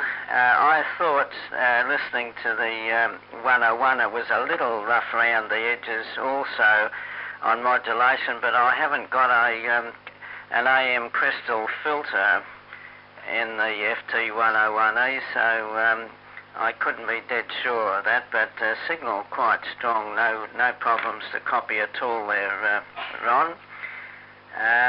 I thought you were a few cycles high, something like about 400, 500 odd high, Ron, that's the only thing. And Jack's last transmission sounded as though it was a bit on the high side too, so I tuned the clarifier on him too to find that the previous transmission was dead on frequency, but the last one seemed to be a bit higher in frequency, so I don't know what the hell's going on at my end here. It's complicating matters quite a fair bit there. For me, across to you there, Herb, VK3JO, VK3BQM. Yes, all okay. Very good morning there, Ron, and copying quite well. Good signal strength and well over the strength 9. With the audio quality, yes, I think there's room for improvement there, but perfectly legible and no trouble at all to copy. So note the report there. And good to hear you come up, and note you're in a hurry. So and we're just about on finishing time for our net here anyway. So I've had a pretty good say. We'll put it back to Brian, I think, and hope to catch up with you again shortly. By the way, I hear from Alan that March 11 is the next Old Timers luncheon, and oh gee, he did mention the name of the speaker there. It sounded as though it's going to be another interesting one, chap from VK5. So that's that. Over to Brian, I think, or perhaps to you there first, Ron, in case you've got anything further before closing, and then back to Brian. VK3OM and Group VK3JO, bye. VK3JO and the Group VK3 Oscar Mike. Okay, fine, Herb, and thank you for the report, Jack and Reg and Brian. Well, I have made one slight change. I've turned the speech processor off and increased my mic gain to a slight extent, so I'd be interested to get your opinion on that. I know it's a bit of a compromise, this thing. Most sideband transceivers are when it comes to AM, but I think I can do a bit better nonetheless, but I won't be able to do anything probably for a week or so. Jack, you're by far the weakest of all signals. You're about strength 5, where the others are over strength 9. But I can read you all right, but you're getting down a bit. You wouldn't want to go down too much further. So there it is. And Reg, no, I'll guarantee I'm exactly on 1825, Reg. When I say exactly, plus or minus 10 hertz, but no further out than that. Absolutely guarantee that. Certainly not 400 hertz out, maybe 10 hertz plus or minus. But I do check this quite regularly with against BNG, and it usually isn't more than 10 hertz out. Most times it's better than that. So there you are. So there might be something a little bit off at your end. Anyway, I better go, but thank you very much. I will join you again one morning if I might, when I've got a little bit more time. and be delighted to do so. So back to you, Brian. 3WYN on the group, VK3OM.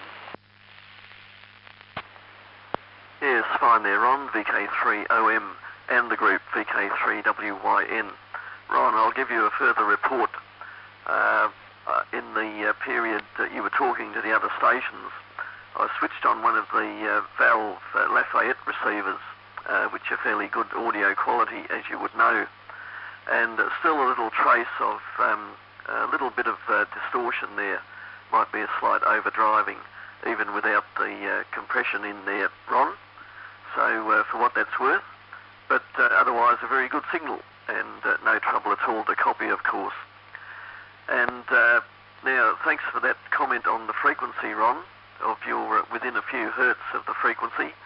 I took the opportunity to just check the Kenwood, the TSA 20, and that's exactly 1.8250 on the digital readout on that. So thank you for that frequency standard check there, Ron. You might just give me a QSL on my report. Over.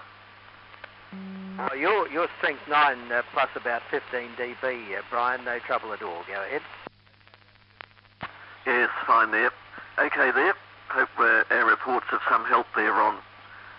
And let's see. Right, well, on with the news. First of all, I better reply to the points raised. And with an eye on the clock, I see we've got to 12 o'clock already. So, Jack, I'll just quickly comment and then pass it to you. Thanks for the report there, Jack.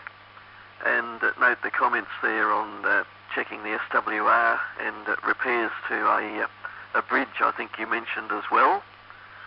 And Jack, well, I checked your transmit frequency on the TSA 20 here, and I get you 1.8250.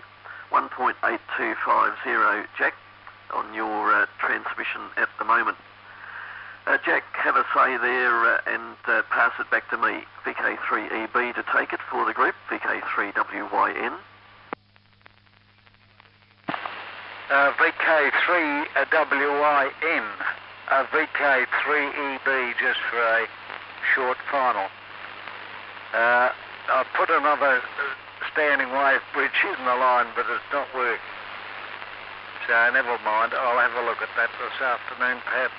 Although I had a look at the other day, I thought one of the diodes may have gone, but it doesn't seem to be.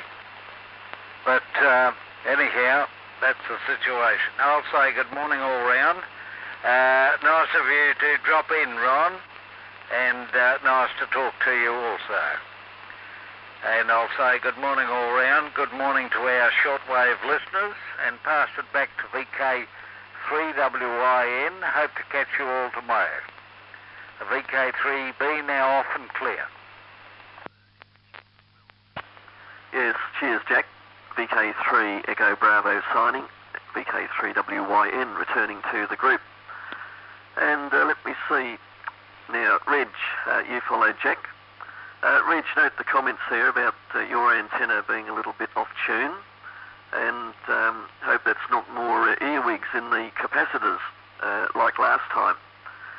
Now, I'll give a report regarding Ted, VK3 Charlie Tango. Ted called on 2 metres during Herb's over, I think it was, and it was Ted giving a call earlier on frequency, as you mentioned there, Reg. But he got a bit of improvement to do with his station setup there. So I might catch up with Ted on 2 metres after the Coffee Net session. So just to let you know, that was VK3CT for those who didn't hear him. And let me see. Right, interested in the reports of the discussion on 2 metres about interference from both yourself, Reg, and you there, Herb. And I didn't hear any of that because prior to the net starting, as I mentioned before, I had the network maintenance people here and complete with their spectrum analyzer again. So all very interesting to see what was happening. So because of that, I was not in a position to listen on 2 metres to what was going on. No doubt I'll catch up with Ron and Bob and 3P K there, a bit later down the track, and be interested to hear what their interference problem is. And let me see what else. I didn't hear a mention of the linear reg. If you did mention it, I missed it. So I'll catch up with that next time we meet up. And Herb, yes, interested in the further technicalities there of the hydraulic ram pumps. And yeah, very neat arrangement, aren't they? I wonder who first thought of that idea.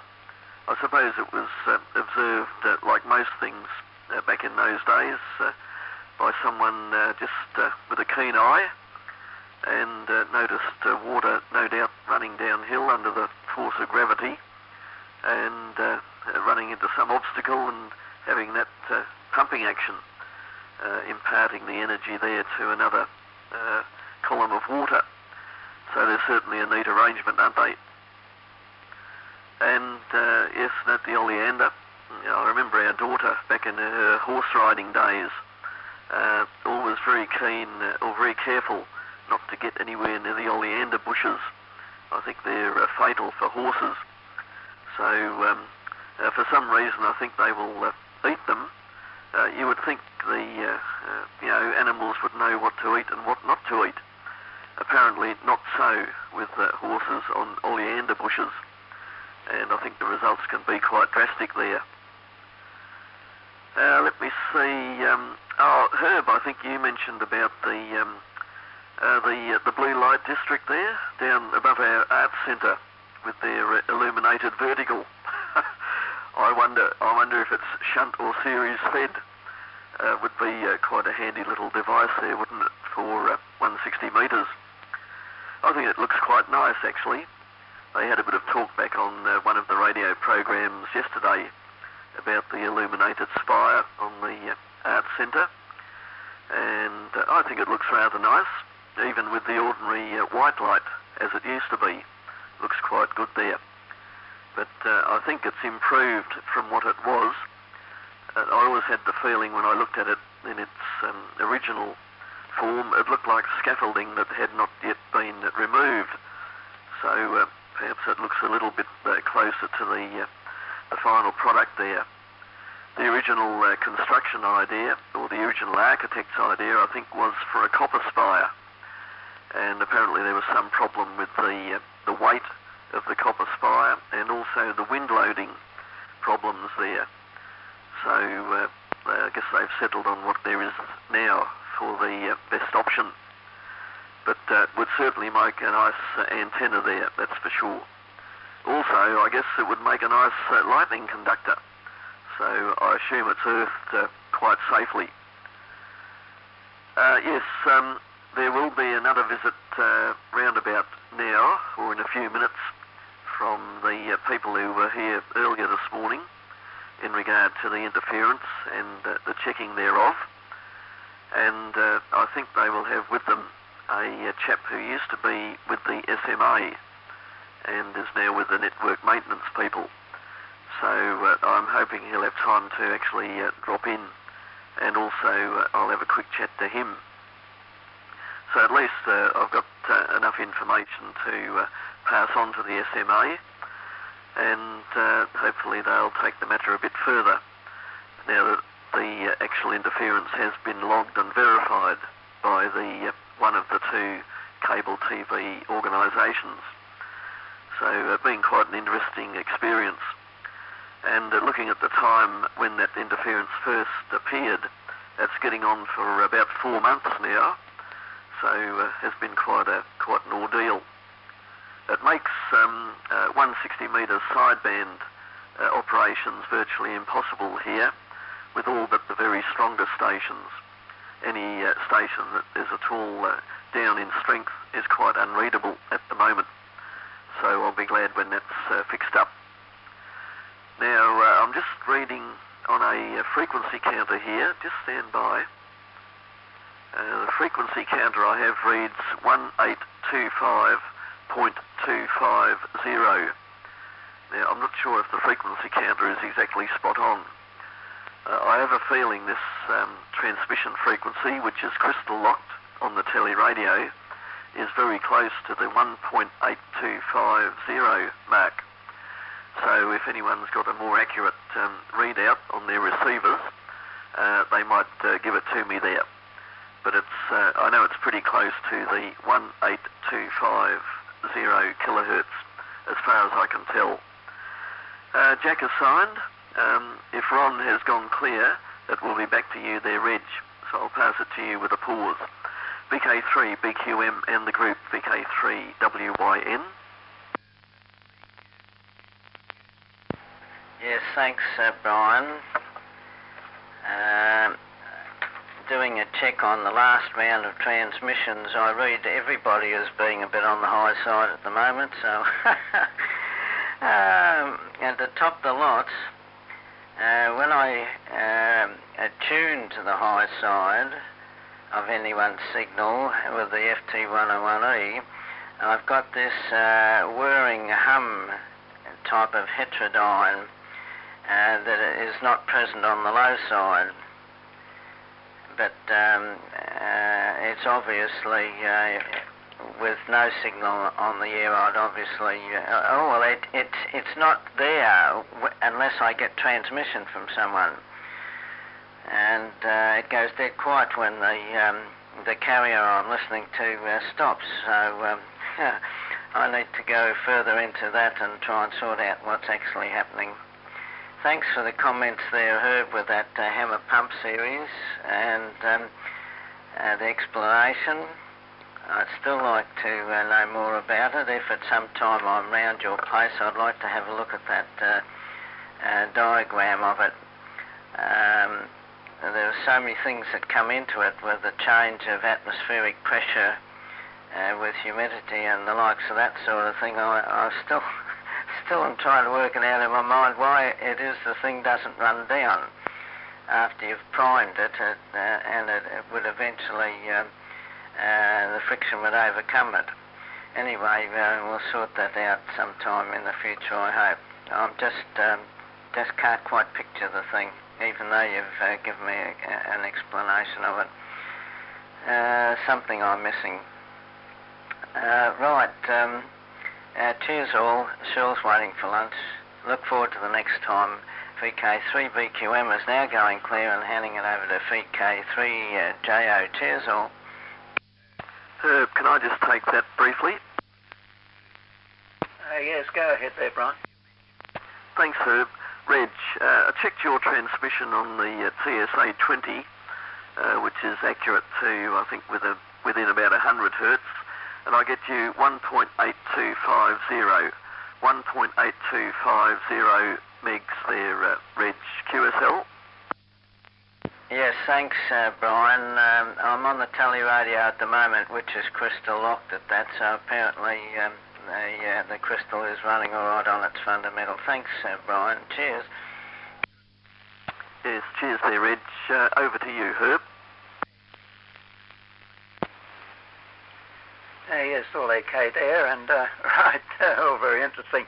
Okay, well, Jack assigned, and yes, I'll reg when any time.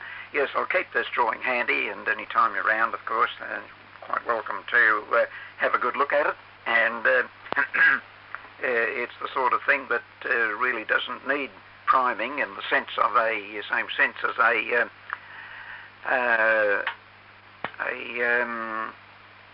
golly, trying to think of it, siphon, because that, I suppose most pumps, they suck water up, when that needs to be siphoned, of course, especially with a pump that's at some distance from the bottom of a well, for example. Of course, that's got a lift-up pipe that needs priming before that'll work. This, of course, does not need priming. Because it's really at a much lower level than the source of water that works it. And because of that valve that shuts off when the pressure sort of equalizes, and that stops the flow of water back into the working part of the lower section of it. and the compressed air above it that forces the water up into up to the tank at a higher level. So it's that pressure of water that forces that pressure of air, and that pressure is generated by the extra pressure when you stop the flow of water. Okay, anyway, you see it there and have a look at it sometime. Quite welcome. Note all the other comments there. Well, I didn't see the spire. Jack happened to see that. I haven't seen it. But yes, it'd be interesting to have a look and see what it all says, and that about the frequencies and so on. Right, well, Brian, if you, I don't know whether that thing is still going on the frequency that I was listening to. I'm assuming it was about 1840 because it was higher in frequency. I can't tell on this set exactly what frequency it was. It was higher in frequency than this 1825. But if you like, I'll see if I can let you hear it on 2 meters. I had to if it's still going, I had to switch on the BFO to make a noise and wind up the gain control to hear it. But I presume it's a similar sort of noise to what you're getting there. And must be interesting to know the location of the other 2 stations that we're talking with Tom. I don't know whether Tom's listening to this at all or not. He could give me a call on 2 meters if he is. But anyway, if you like to stick around there shortly after, a few minutes when I finish up here then, Brian, I'll see if I can tune this noise up on 160 and see whether I can relay it to you by 2 meters. So I'll say cheers on this band all round, and thanks everyone again for an interesting session. Hope to see you all tomorrow. VK3JO concluding with the group, and just listening for any final comment before closing on 1825. Cheers all. Yes, fine there, Herb, and yes, I'll stay around and be interested to hear that on 2, if it's still there, that particular signal you mentioned, or interference. And yes, Herb, just on the water pumps, the other interesting device we had when we were up at Olinda there back in the 60s, the house itself was on a very steep sort of sloping block, like most of them are up there. And as a result of that, the actual water storage tanks were below floor level of the main residential area of the house. So we had down in the basement, basement number 2, we had this ingenious sort of a electric motor-driven water pump, which would pump water into a cylinder with a sealed airspace within the cylinder. This cylinder would, a bit like the old compressed air tanks that you had in the garages years back with the air compressors. So, of course, with the fixed amount of air in the top of the cylinder, which is sealed, as the electric motor pumped water in to that cylinder, that would gradually compress the air. And when you got a stage of equilibrium there between the air pressure and what the pump was able to deliver at X amount of PSI, the electric motor would switch off. And then the compressed air pressure in that tank would be what would supply the pressure to force the water from below floor level up to the household plumbing. And quite an ingenious system. And of course the motor would just switch on automatically as the pressure in the system reduced. But it was quite a handy device, and it avoided all the complications of having tanks up on very high stands and that sort of thing. So I think the make was a Davy pump, and no doubt you've seen those over the years there, Herb. And I'm pretty sure they're still in production, the Davy pumps of many different types there. Okay, there. Good session this morning. Glad to catch up with you. I thought I might have been off the net for all the period this morning, but was able to get on, which was rather good. And let's see, rightio, well look, I'll leave 160 metres running, and 2 metres is on as well there, Herb. So I'll pass it back to you. VK3JO, VK3WYN.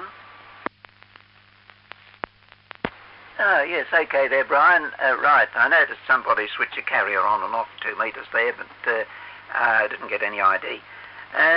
Yes, okay about those pumps.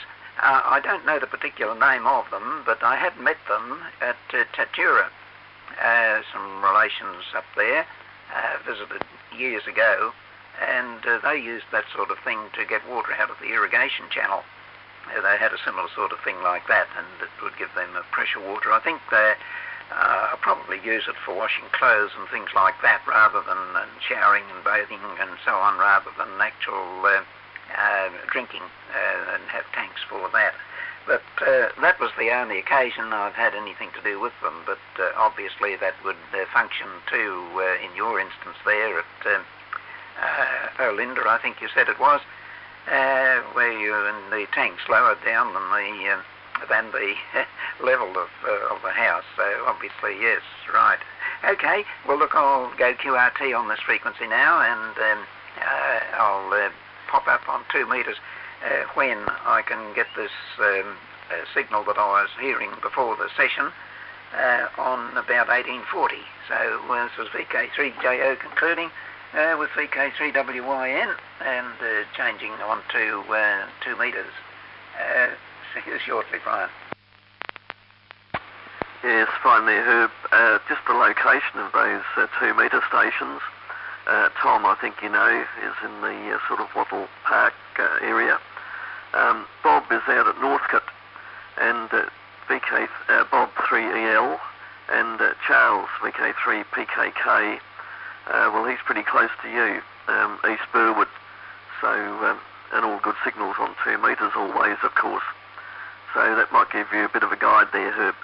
Fine there. Listen for you on 2 VK3JO, VK3WYN.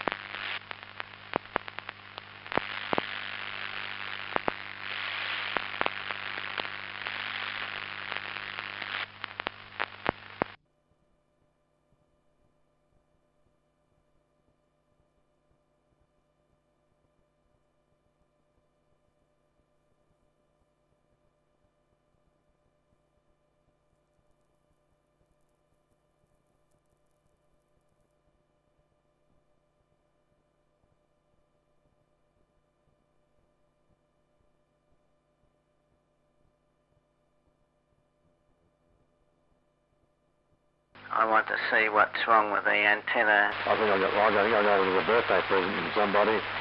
But now I went in to buy one there